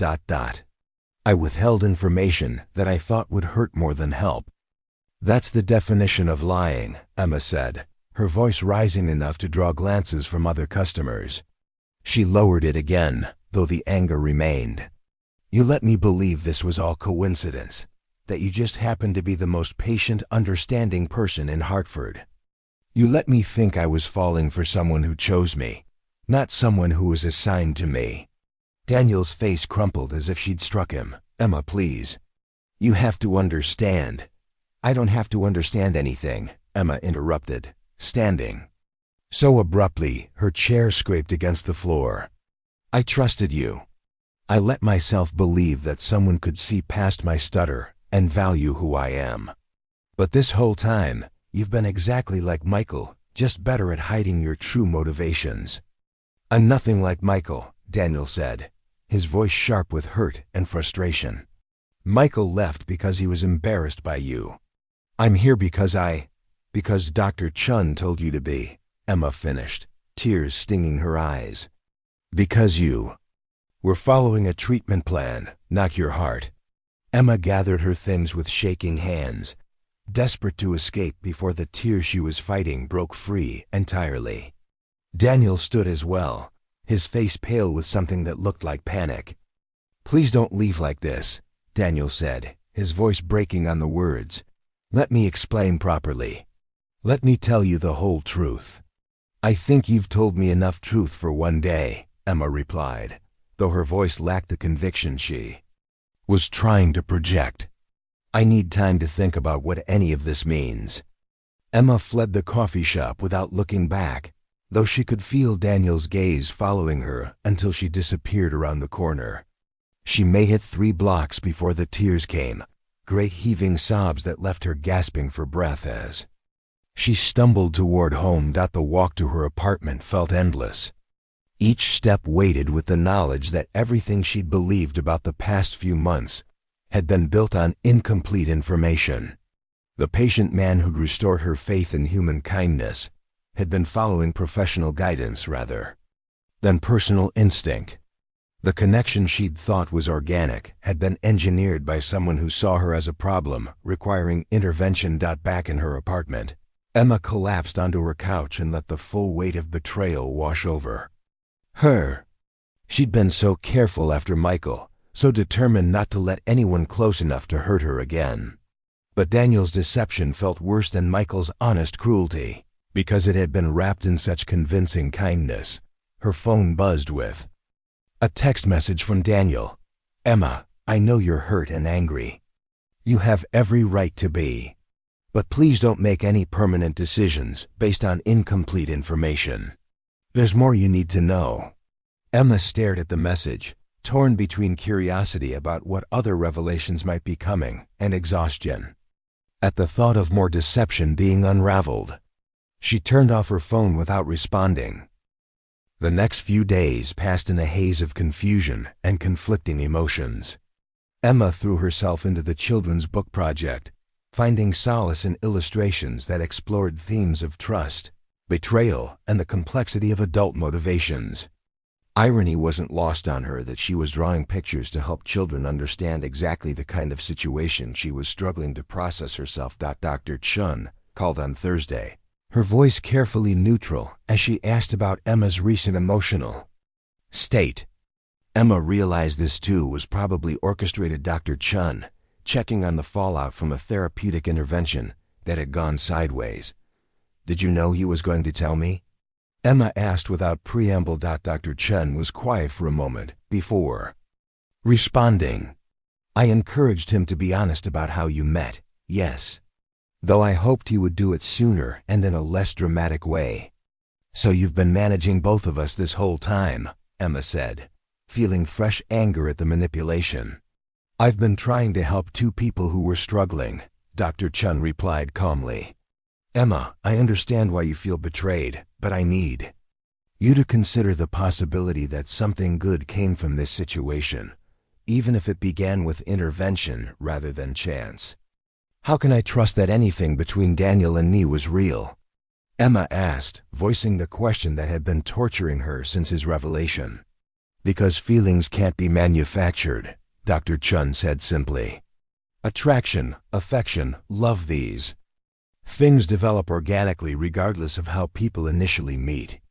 Daniel's investment in your well-being, his protective instincts, his obvious happiness when he talks about you, none of that can be faked or forced. The conversation left Emma more confused than before. She wanted to believe Dr. Chun's assessment, wanted to think that Daniel's feelings were genuine despite their deceptive beginning. But Michael's betrayal had taught her that people could be convincingly affectionate while harboring completely different private thoughts. Friday evening brought an unexpected visitor. Emma heard familiar footsteps on the stairs leading to her apartment, followed by a gentle knock that she recognized immediately. Through the peephole, she saw Daniel standing in the hallway, holding a manila envelope and wearing an expression of determined vulnerability. Emma opened the door, but didn't invite him in, keeping the chain engaged so they could talk through the narrow opening. What do you want, Daniel? To give you this, Daniel said, holding up the envelope. And to tell you the whole truth, if you're willing to listen. I'm not sure I can handle any more truth, Emma replied, though she found herself studying his face for signs of the deception she'd missed before. This truth might help, Daniel said quietly. It's about why Dr. Chun thought we should meet, and why my understanding of rejection goes deeper than just professional sympathy against her better judgment. Emma found herself curious. She unlatched the chain and stepped aside to let Daniel enter, though she remained standing near the door, as if ready to flee. Daniel handed her the envelope with hands that trembled slightly. Before you read this, I need you to know that everything I told you about my feelings was true. My methods were flawed, but my emotions were genuine. Inside the envelope were photocopied pages from what appeared to be a medical journal, along with several newspaper clippings. The headline of the first article made Emma's breath catch. Local teacher overcomes severe speech impediment to inspire students. The article, dated 3 years earlier, told the story of Daniel Hayes, an elementary school teacher who had struggled with a debilitating stutter throughout his childhood and adolescence. It described his journey through speech therapy, his decision to become an educator despite communication challenges, and his eventual success helping other children who faced similar obstacles. But it was the sidebar story that made Emma sink onto her couch in shock. Teacher's brother dies in car accident after years of bullying over speech disorder. Read the smaller headline, accompanied by a photo of a young man who shared Daniel's hazel eyes and gentle smile. Emma read with growing understanding and horror.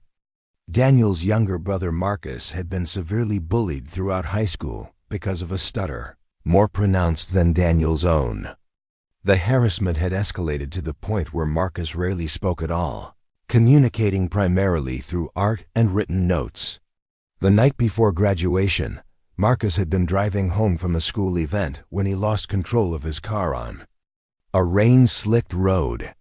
The investigation revealed he'd been texting his brother about another incident of humiliation, distracted by tears as he tried to describe his latest encounter with cruelty. "Oh God," Emma whispered, looking up at Daniel with new understanding. The leather sketchbook, it was Marcus's, wasn't it? Daniel nodded, his eyes bright with unshed tears. He was incredibly talented. That sketchbook was full of his drawings before I gave it to you. I removed them because I thought you deserved clean pages to fill with your own visions. Emma felt her anger crumbling, replaced by a complex mixture of sympathy and confusion. Why didn't you tell me this before? Because I didn't want your pity, Daniel said, his voice raw with emotion. I didn't want you to feel obligated to care about me because of what I'd lost. When Dr. Chun suggested I might benefit from helping someone else who was struggling with speech-related rejection, I thought it might be a way to honor Marcus's memory while healing myself. And when you saw me, When you realized how similar our situations were, I saw someone worth protecting, Daniel finished. Someone who deserved to know that her value wasn't determined by how smoothly words came out of her mouth. I saw someone I could help the way I couldn't help Marcus. Emma stared at the article spread across her coffee table, trying to process this fundamental reframing of everything she thought she knew about Daniel's motivations.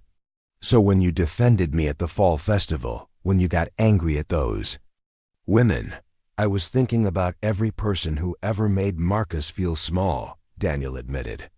Every time someone dismissed him or spoke to him like he was stupid. I couldn't protect him, but I could protect you. The revelation explained so much Daniel's fierce protectiveness, his patient understanding of speech difficulties, his family's careful avoidance of certain topics during Christmas dinner. They'd all been shaped by the loss of Marcus, by the knowledge that cruelty directed at people with communication differences could have devastating consequences. Daniel, Emma said softly, her voice thick with emotion. I'm so sorry about your brother, and I'm sorry for comparing you to Michael. You're nothing like him. Daniel moved closer, kneeling beside the couch where Emma sat surrounded by the evidence of his family's tragedy. I should have told you everything from the beginning, he said. I was afraid that if you knew Dr. Chun had orchestrated our meeting, you wouldn't trust that my feelings were real. But I handled it wrong, and I hurt you in the process. Emma looked into Daniel's eyes, seeing not the deception she'd feared, but the complex grief and healing of someone who'd been trying to make meaning from loss. How do I know the difference between genuine feeling and therapeutic obligation? She asked, voicing her deepest fear. Because therapeutic obligation doesn't make your heart race when someone smiles, Daniel said quietly. It doesn't make you look forward to conversations more than anything else in your day. It doesn't make you want to kiss someone so badly that you practice restraint like a discipline. Emma felt her breath catch at his words, at the admission of wanting her that went far beyond any therapeutic goal. You've wanted to kiss me? Since the second week we met, Daniel admitted, a faint smile breaking through his serious expression. But I was afraid I'd mess up what we were building if I moved too fast. Emma found herself smiling despite everything they'd just revealed to each other. So we're both people who overthink everything and make situations more complicated than they need to be? Apparently, Daniel agreed, his smile growing wider. Though I prefer to think of it as being thoughtful and careful with things that matter. Emma reached for his hand, finally ready to bridge the distance between them. Daniel, I need you to promise me something. Anything. No more secrets, no more managing information to protect my feelings. If we're going to do this, whatever. I need complete honesty, even when it's uncomfortable. Especially when it's uncomfortable, Daniel agreed, bringing her hand to his lips to press a gentle kiss to her knuckles. Emma, I need you to know that regardless of how we met, what I feel for you now has nothing to do with therapy and everything to do with falling in love with exactly who you are. The word love hung between them, powerful and transformative, rewriting the narrative of their entire relationship. Emma felt tears spring to her eyes again, but this time they carried relief rather than betrayal. I love you too, Emma whispered, the words emerging without hesitation or stutter, clear and true in the quiet of her apartment. I love your patience, your protectiveness, the way you see past surface differences to the person underneath. I love that you honored your brother's memory by helping someone else, even if it started as an obligation. Daniel's eyes filled with tears as he moved closer, his free hand coming up to cup her face with infinite gentleness. May I kiss you properly this time? He asked, his voice soft with request rather than assumption. Emma nodded, finally ready to trust completely in the connection they'd built despite its complicated beginning. When Daniel's lips met hers, the kiss carried all the patience and understanding he'd shown her over months of careful friendship. Along with the deeper passion they'd both been restraining, when they finally separated, Emma rested her forehead against Daniel's, both of them breathing heavily in the aftermath of emotional revelation and physical connection finally allowed to flourish. "So what happens now?" Emma asked, though she was no longer afraid of the answer. "Now we build something real together," Daniel replied, his voice steady with conviction. "Something based on complete honesty and authentic feeling, regardless of how it started." Emma smiled, finally understanding that the foundation of their relationship was strong enough to support the weight of complicated truth. Love, she realized, wasn't diminished by imperfect beginnings. It was strengthened by the courage to be completely honest about the journey that led two people to find each other. Spring arrived in Hartford with an explosion of color that seemed to mirror the transformation taking place in Emma's life. Cherry blossoms lined the streets like pink confetti, and the coffee shop on Elm Street had begun serving iced drinks to customers who lingered on the outdoor patio, soaking up sunshine after the long winter months. Emma sat at one of these patio tables, her laptop open as she worked on the final illustrations for the children's book series that had become her salvation in more ways than one. The success of the first book, When Words Get Stuck, had exceeded everyone's expectations. The publisher had ordered 5 more titles in the series, each exploring different challenges children faced while growing up. Emma's artwork had been praised for its emotional authenticity, the way she captured the internal experience of feeling different without overwhelming young readers with despair. Critics noted how her illustrations showed characters finding strength in their struggles rather than simply overcoming them. The artist understands something fundamental about resilience. One review had stated, "These images don't promise that difficulties disappear, but rather that they can become sources of unexpected wisdom and connection." Emma had framed that review and hung it in her apartment, not for vanity, but as a reminder of how far she'd traveled from the woman who'd hidden in art rooms and avoided speaking whenever possible. Her professional rehabilitation had been swift once the first book gained recognition. Phone calls began arriving from editors who'd heard about her work, art directors seeking illustrations that could handle complex emotional content, even a gallery owner interested in displaying her personal paintings. But the most significant change wasn't professional. It was the quiet confidence that had begun growing in her chest, a sense of belonging in the world that she'd never fully possessed before. Daniel's unwavering support had created space for her to remember who she was beyond her speech patterns, beyond other people's comfort levels with difference. Their relationship had deepened with the honesty that followed their difficult revelation. Daniel had moved through his own process of healing, working with Dr. Chun to address the guilt he'd about Marcus's death and his tendency to seek redemption through protecting others. Together, they'd learned to distinguish between healthy support and codependent rescue, building a partnership based on mutual strength rather than shared vulnerability.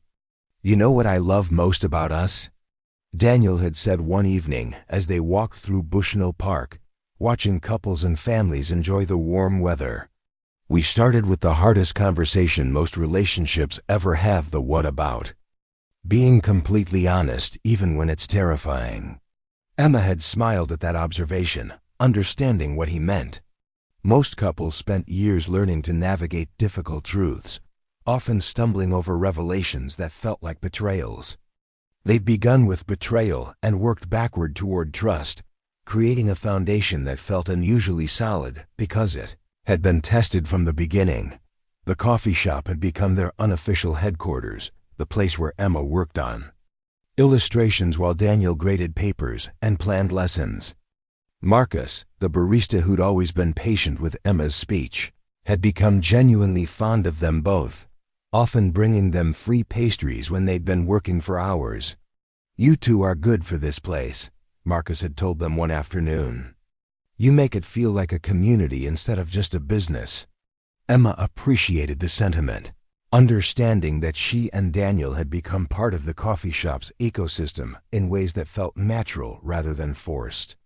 Other regular customers nodded greetings when they arrived, and newcomers often asked about the woman who drew while the man beside her quietly corrected papers with obvious dedication. The transformation in how Hartford's community treated Emma had been gradual but unmistakable. The children's book success had given her a professional identity that commanded respect. But more importantly, Daniel's consistent presence had demonstrated that someone of obvious intelligence and character valued her company. People who had once pitied or dismissed her began approaching with genuine interest in her work, her opinions, her perspective on community events. Linda Morrison had been among the most dramatic conversions. The woman who'd once suggested Emma conduct her business online to avoid embarrassing customers had stopped by their coffee shop table one afternoon, ostensibly to congratulate Emma on her recent publishing success. "I have to admit," Linda had said, her expression carrying genuine remorse, "I may have misjudged your situation last year. Your work is really quite remarkable, and it's clear that you and Daniel have built something special together."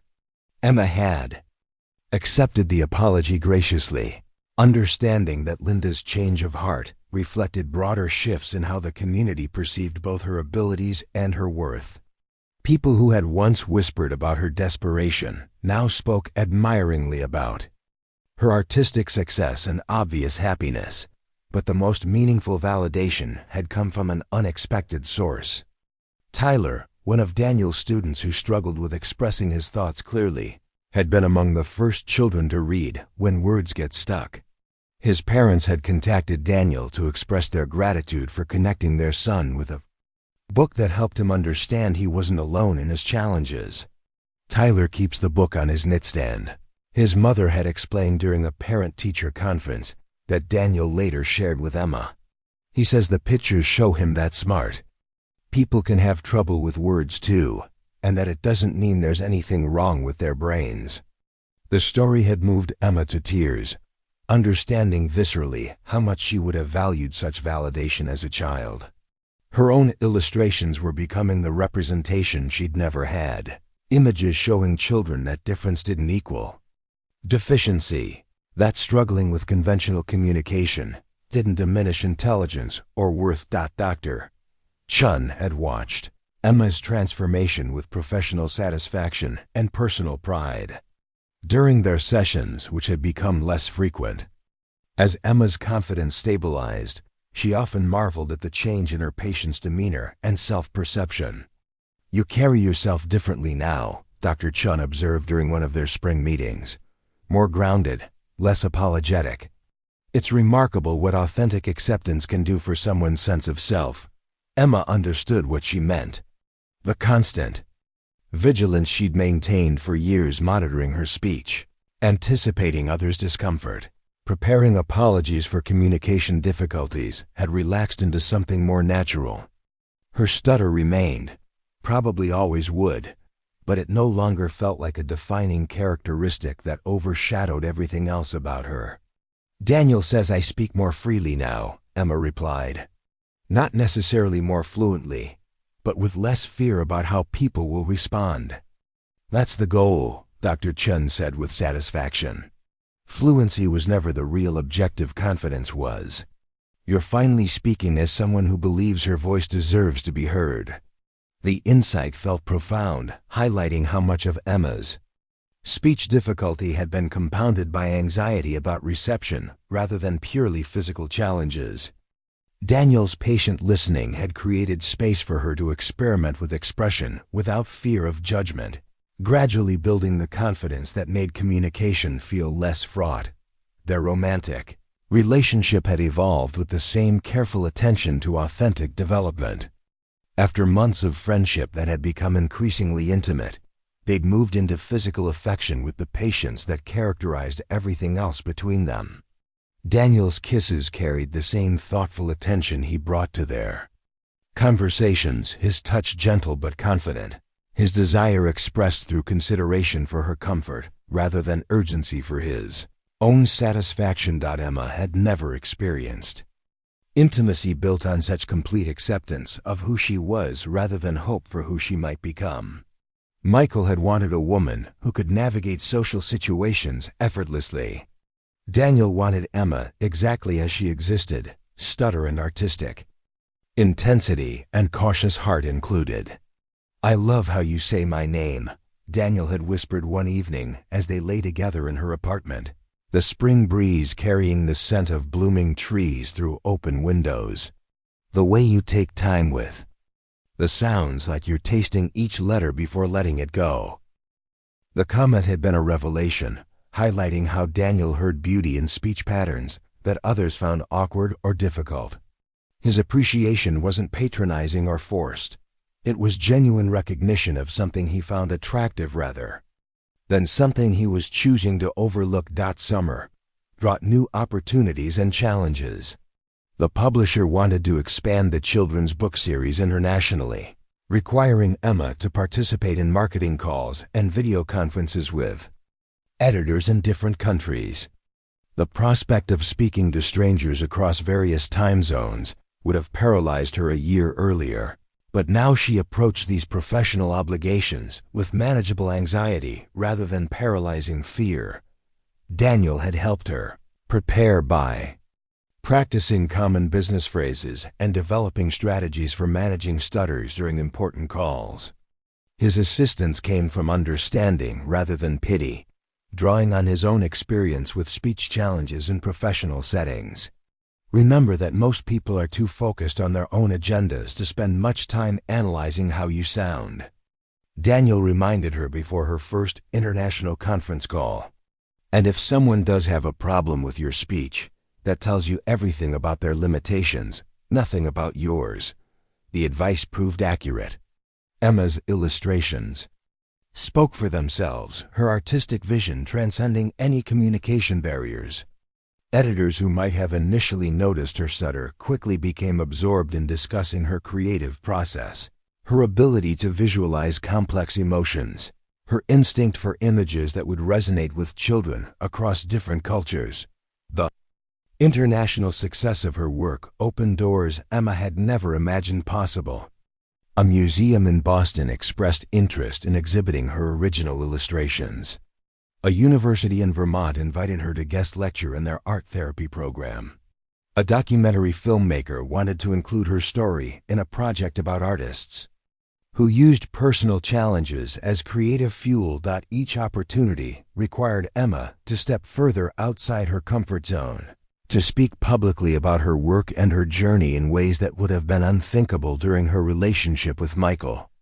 But Daniel's steady support, combined with her growing professional reputation, created a foundation of confidence that made risks feel manageable rather than terrifying. The university lecture proved particularly meaningful, standing before a classroom of graduate students studying art therapy. Emma found herself speaking about the relationship between personal struggle and creative expression with an ease that surprised her. "Art became my first language," Emma explained to the attentive students, her words flowing more smoothly than usual in the academic setting where ideas mattered more than delivery. When verbal communication felt impossible, visual communication felt natural. "My stutter taught me that there are many ways to express complex thoughts. Words are just one option among many." A student raised her hand during the question period. "How do you handle situations where people focus more on how you speak than what you're saying?" Emma smiled, remembering her own younger self who would have been mortified by such a direct question. "I've learned that people who can't see past surface differences are revealing their own limitations, not exposing mine. My job isn't to make everyone comfortable with how I communicate. It's to communicate authentically and let others decide how they want to respond." The answer generated appreciative murmurs from students who were learning to work with clients facing various challenges. Emma realized she was offering the kind of perspective she would have desperately needed as a young woman, struggling to find her place in a world that valued smooth communication above almost everything else. After the lecture, several students approached with additional questions and expressions of gratitude for her honesty about the relationship between disability and creativity.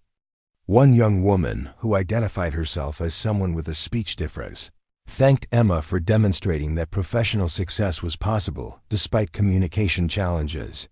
"I've been afraid to pursue careers that require public speaking," The student admitted. Seeing you present so confidently gives me hope that I can develop similar confidence. Emma felt a profound sense of completion in that moment, understanding that her journey from shame to acceptance had equipped her to help others navigate similar paths. The pain of Michael's rejection, the isolation of community judgment, even the complicated beginning of her relationship with Daniel, all of it had contributed to wisdom she could now share with someone else who needed encouragement. The drive back to Hartford was quiet, both Emma and Daniel processing the significance of her successful presentation. Emma felt a deep satisfaction that went beyond professional achievement. She'd found her voice not just as an artist, but as an advocate for the value of different types of communication. "I'm proud of you," Daniel said as they crossed the Connecticut border. "Not just for the lecture, but for how far you've traveled from the woman who was afraid to order coffee without rehearsing first." Emma smiled, remembering those early days when speaking to Marcus the barista had required careful preparation. "I couldn't have done it without you," she replied. "Not just your support, but your example of how to be confident despite having challenges others might see as limitations." "We did it together," Daniel corrected. "You found your strength, I worked through my grief about Marcus, and we built something neither of us could have created alone." The observation felt accurate, highlighting how their relationship had been genuinely collaborative rather than one person rescuing another. They both brought damage and healing capacity. Both contributed to and benefited from the connection they'd created. As summer deepened toward fall, Emma began working on a new project, a series of paintings exploring themes of communication, connection, and the beauty of human difference. The works were more personal than her children's book illustrations, abstract expressions of her journey from isolation to belonging. Daniel often watched her paint in the evenings, offering gentle observations about color choices and composition without trying to influence her artistic decisions. His presence had become as natural as breathing, a steady accompaniment to both her creative work and daily life. "What do you see when you look at these paintings?" Emma asked one evening as she stepped back from a canvas covered in swirling blues and golds. Daniel studied the work carefully, his head tilted in the thoughtful expression Emma had come to love. "I see someone who's learned to trust her own voice," he said finally. "Someone who understands that communication is about connection, not perfection." Emma felt tears spring to her eyes at the accuracy of his observation. The painting did capture her journey toward trusting her own value, toward understanding that authentic expression mattered more than flawless delivery. "I want to call the series Finding Voice," Emma said, the title emerging without conscious thought. "Not finding the right voice or the perfect voice, but finding my voice, the one that was always there, waiting for me to stop being afraid of how it sounded." Daniel nodded with understanding, recognizing the significance of her artistic evolution, just as he'd recognized her worth before she could see it herself. Together, they stood before the painting that captured Emma's transformation from someone who hid her differences to someone who celebrated them as sources of strength and beauty. The community that had once whispered about Emma's inadequacies now spoke admiringly about her artistic success and obvious happiness. Children who struggled with their own communication challenges found inspiration in her books. Adults who faced various differences discovered encouragement in her example of building a life around authentic self-expression rather than conformity to others' expectations. Emma Richardson had found more than professional success or romantic love. She'd found the confidence to be completely herself in a world that often demanded otherwise. And in finding that confidence, she'd become someone who could help others discover the same courage to trust their own voices, whatever form those voices might take. The October morning carried the crisp promise of autumn as Emma stood before the bathroom mirror, applying the final touches of makeup for what would be the most important day of her professional life. Today marked the opening of her solo exhibition at the Riverside Gallery in Hartford, a collection of 24 paintings from her Finding Voice series, each one a meditation on communication, identity, and the courage to be authentically oneself. The irony wasn't lost on her that she'd be giving an opening night speech to a room full of strangers, critics, and potential collectors. 2 years ago, the prospect would have sent her into hiding. Now, she felt nervous energy rather than paralyzing fear, the kind of anticipation that came with doing something meaningful rather than something terrifying. Daniel appeared in the doorway, adjusting his tie with the careful attention he brought to special occasions. He'd taken the afternoon off from teaching to help with last-minute preparations, and Emma could see both pride and love shining in his hazel eyes as he watched her get ready. "You look beautiful," Daniel said, his voice carrying the particular warmth he reserved for moments when he wanted her to really hear him. "But more importantly, you look ready." Emma smiled at her reflection, recognizing the truth in his observation. She did feel ready, not just for the evening ahead, but for the life she'd built through careful attention to what mattered most. Her professional success, her relationship with Daniel, her role as an advocate for others who struggled with communication differences, all of it had grown from seeds planted during her darkest moments. The gallery buzzed with pre-opening activity when they arrived. Curator James Wellington directed the hanging of final pieces while caterers arranged tables laden with wine and artisanal appetizers. Emma's paintings dominated the white walls, their swirling colors and abstract forms creating an emotional landscape that visitors would walk through like a journey from isolation to connection. "The lighting is perfect," James assured Emma as they made a final walk through. "Each piece has its own space to breathe while contributing to the overall narrative flow. People are going to understand your artistic evolution just by moving through the gallery." Emma nodded, trusting James's expertise while fighting the flutter of nerves that accompanied any public exposure of such personal work.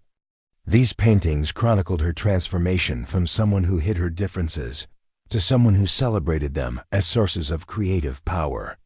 Sharing them publicly felt like offering pieces of her soul for examination. Dr. Chun arrived early, bringing with her 3 other clients who had expressed interest in seeing Emma's work. Among them was a teenage boy named Alex, whose severe stutter had led to social withdrawal and academic struggles. Dr. Chun had been using Emma's children's books as therapeutic tools, helping Alex understand that communication difficulties didn't diminish his intelligence or worth.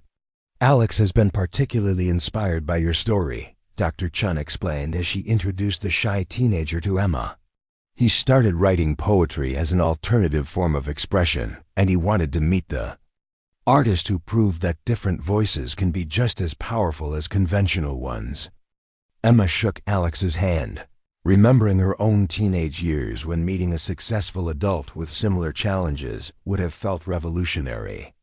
"I'd love to hear some of your poetry," she told him, speaking slowly and clearly so he could hear both her words and the slight stuttering that still occasionally colored her speech.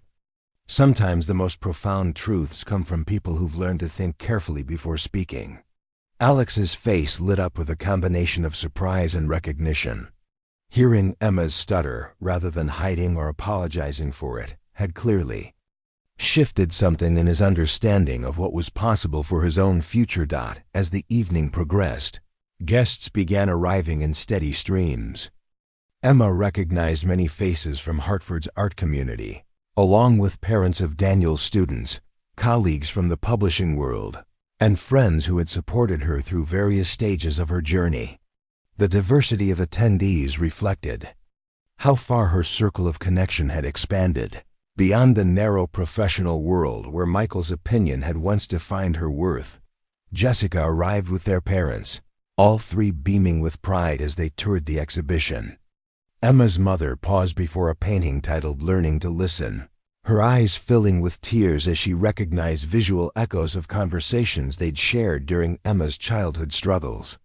"I wish I had understood then what I understand now," her mother said quietly. "You were never broken, sweetheart. You were just different, and different can be extraordinary when it's allowed to flourish. The admission meant more to Emma than any professional accolade could. Her family's journey toward understanding had been part of her own healing process. Their evolution from wanting to fix her differences to celebrating them as integral parts of who she was. Michael appeared unexpectedly during the cocktail hour, his presence creating a moment of tension that rippled through Emma's immediate circle. He approached cautiously, clearly uncertain of his reception, carrying flowers that looked expensive and carefully chosen. "Emma," Michael said, his voice carrying an unfamiliar humility. "I hope it's all right that I came. I saw the review in Hartford Magazine and wanted to congratulate you on your success." Emma studied her former fiancé, noting how his polished appearance remained unchanged while everything about her own presence had been transformed. "Thank you for coming," she replied, her voice steady and gracious. "I appreciate the gesture." "I also wanted to apologize," Michael continued, his discomfort obvious as Daniel moved to stand beside Emma in a show of quiet support. "I handled our breakup poorly. I said things that were cruel and untrue, and I've regretted that for a long time." Emma felt a complex mixture of emotions: old hurt, current indifference, and something that might have been pity for the man who'd been too narrow-minded to appreciate what he'd lost. "We both learned important things from that experience," she said diplomatically. "I hope you're well." The exchange lasted only a few minutes before Michael retreated to examine paintings on the far side of the gallery. Emma watched him study her work with what appeared to be genuine curiosity, perhaps finally seeing evidence of the depth and complexity he'd been too impatient to discover during their relationship. "How do you feel about that?" Daniel asked quietly, his hand finding hers in a gesture of support rather than possessiveness. "Grateful," Emma replied, surprising herself with the honesty of the response. "Not grateful to him, but grateful for what I learned from that experience. It taught me to value people who see me completely, rather than settling for those who see me partially." Daniel squeezed her hand, understanding exactly what she meant. Their relationship had been built on complete acceptance from the beginning, even when that beginning had been complicated by therapeutic intervention and incomplete honesty. They'd worked through deception to reach truth, through individual healing to achieve partnership. The evening's highlight came when James Wellington called for attention to introduce Emma's opening remarks. The gallery fell quiet as Emma moved to the front of the room, facing an audience of roughly 60 people who had come to celebrate her artistic achievement. Standing before the crowd, Emma felt a moment of profound gratitude for the journey that had brought her to this point. The woman who had once hidden in art rooms during lunch, who had allowed others to speak for her rather than risk stuttering in public, was now addressing a gallery full of supporters as an established artist and advocate. "2 years ago, Emma began, her voice carrying clearly through the space, I believed that my worth was determined by how smoothly I could speak, how little I inconvenienced others with my communication differences. Tonight, I stand before you as someone who has learned that our voices, however they sound, whatever their rhythm, have value when they express authentic truth." She paused, allowing her gaze to sweep the room and connect with individual faces. Alex, the teenager Dr. Chun had brought, was watching with rapt attention. Her parents stood with tears in their eyes. Daniel's smile radiated love and pride in equal measure. "These paintings chronicle a journey from shame to celebration," Emma continued, gesturing toward the work surrounding them. "They explore what it means to find your voice, not the voice others want you to have, but the voice that emerges when you stop apologizing for who you are and start embracing the unique perspective your experiences have given you." Emma went on to thank the people who had supported her transformation: Dr. Chun for therapeutic guidance, James Wellington for curatorial vision, her family for growing alongside her, and Daniel for demonstrating that love met acceptance rather than attempts at renovation. "But mostly," Emma concluded, her voice strong with conviction, "I want to thank everyone who struggles with feeling different, who worries that their challenges make them less valuable, who wonders if they'll ever find people who see past surface difficulties to appreciate the depth underneath. You are exactly who you're supposed to be, and your voice, whatever form it takes, deserves to be heard. The applause that followed felt like more than polite appreciation. It carried genuine recognition of truth that resonated beyond Emma's personal story. Several audience members wiped away tears, while others nodded with the understanding of people who had faced their own versions of feeling different in a world that often demanded conformity. The rest of the evening passed in a blur of conversations with potential collectors, interviews with local arts journalists, and discussions with fellow artists who had been inspired by Emma's courage to make personal struggle into public art. 3 paintings sold before the evening ended, with several more garnering serious interest from collectors who wanted time to consider major purchases. But the moment that meant most to Emma came near the end of the evening, when Alex approached his mother to say goodbye. He handed Emma a folded piece of paper with shy formality. "I wrote this after seeing your paintings," Alex said, his stutter more pronounced due to emotion, but his determination to communicate clearly evident. "I wanted you to have it." Emma unfolded the paper to find a poem titled Different Voices, written in careful handwriting that spoke of taking time with words, of finding beauty in unconventional rhythms, of learning that struggle could become strength when embraced, rather than hidden. The poem's final lines brought tears to Emma's eyes. Some voices whisper, some voices roar, some voices stumble before they soar. But every voice has something to say, if we just listen in a different way. "Alex, this is beautiful," Emma said, her own voice thick with emotion. "Would you mind if I framed this and kept it in my studio? It captures something essential about the courage it takes to keep speaking, even when words don't come easily." Alex's face glowed with pride as he nodded permission, clearly understanding that his work had been truly seen and valued by someone whose opinion mattered to him. After the gallery closed and the last guest departed, Emma and Daniel walked slowly through the empty space, studying paintings that now carried the additional meaning of having been shared with the world. The evening had been an unqualified success, but more importantly, it had affirmed Emma's role as someone who could transform personal struggle into art that helped others feel less alone. "I keep thinking about something your dad said at Christmas," Emma mentioned as they paused before a painting called Breaking Through. "About you finding your way back to who you really are. I think we both did that, found our way back to ourselves through helping each other heal." Daniel nodded, understanding the connection she was making. "Marcus would have loved tonight," he said quietly. "He would have been so proud to see his sketchbook put to such good use, to know that his struggle contributed to something that helps other people." Emma squeezed Daniel's hand, recognizing how far he'd traveled in his own healing process.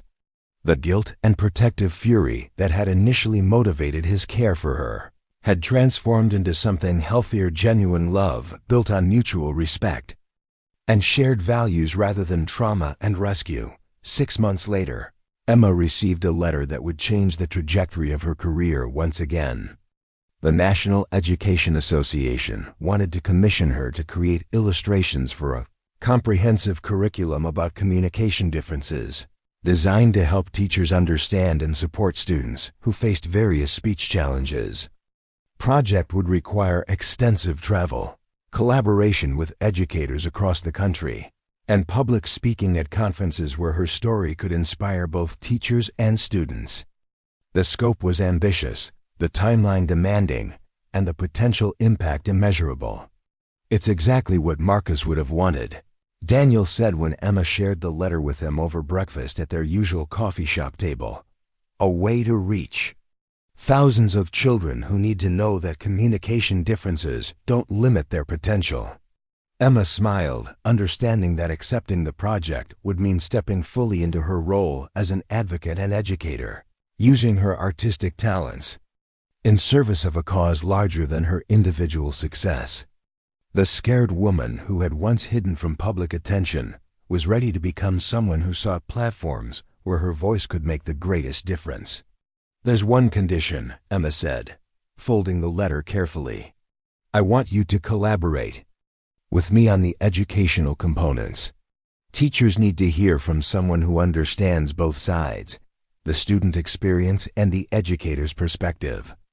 Daniel's eyes lit up with possibility as he considered her proposal. Together, they could create resources that addressed communication differences from multiple angles, offering both practical strategies for teachers and emotional validation for students who struggled with feeling different. "We'd make a good team," Daniel agreed, his voice warm with affection and professional respect. "Though I should warn you, I've been thinking about proposing for months. Working together professionally might accelerate my timeline."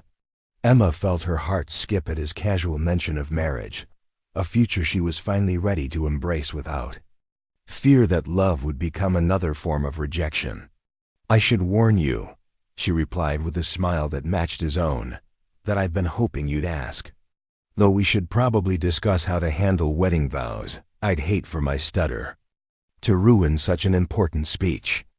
"Emma Richardson," Daniel said, his voice carrying the particular tone he used for statements he considered fundamentally important. "I love how you say everything, including my name. Especially my name. And I would love to hear you stutter through wedding vows because they'd be the most authentic promises anyone could make." Emma felt tears spring to her eyes, understanding that Daniel's appreciation for her speech patterns had never been charity or tolerance. It had always been genuine love for the person whose differences had shaped her into someone worth treasuring. Exactly as she was, the coffee shop around them buzzed with its usual activity, other customers pursuing their own morning routines, while Emma and Daniel sat planning a future built on complete acceptance, shared purpose, and the revolutionary idea that love meant celebrating differences rather than trying to change them. Emma Richardson had found more than professional success or romantic partnership. She had found her voice, her purpose, and her place in a world that was slowly learning to value authentic expression over superficial perfection. And in finding those things, she had become someone who could help others discover that their own voices, however they sounded, were exactly what the world needed to hear. The woman who had once been abandoned for her stutter was now preparing to marry a man who loved how she said his name, while building a career dedicated to ensuring that no child would ever have to feel ashamed of the unique way their voice moved through the world. It was, Emma realized, the most beautiful kind of redemption, one that transformed personal pain into collective healing, individual struggle into universal hope. Up next, you've got 2 more standout stories right on your screen. If this one hits the mark, you won't want to pass these up. Just click and check them out. And don't forget to subscribe and turn on the notification bell so you don't miss any upload from us.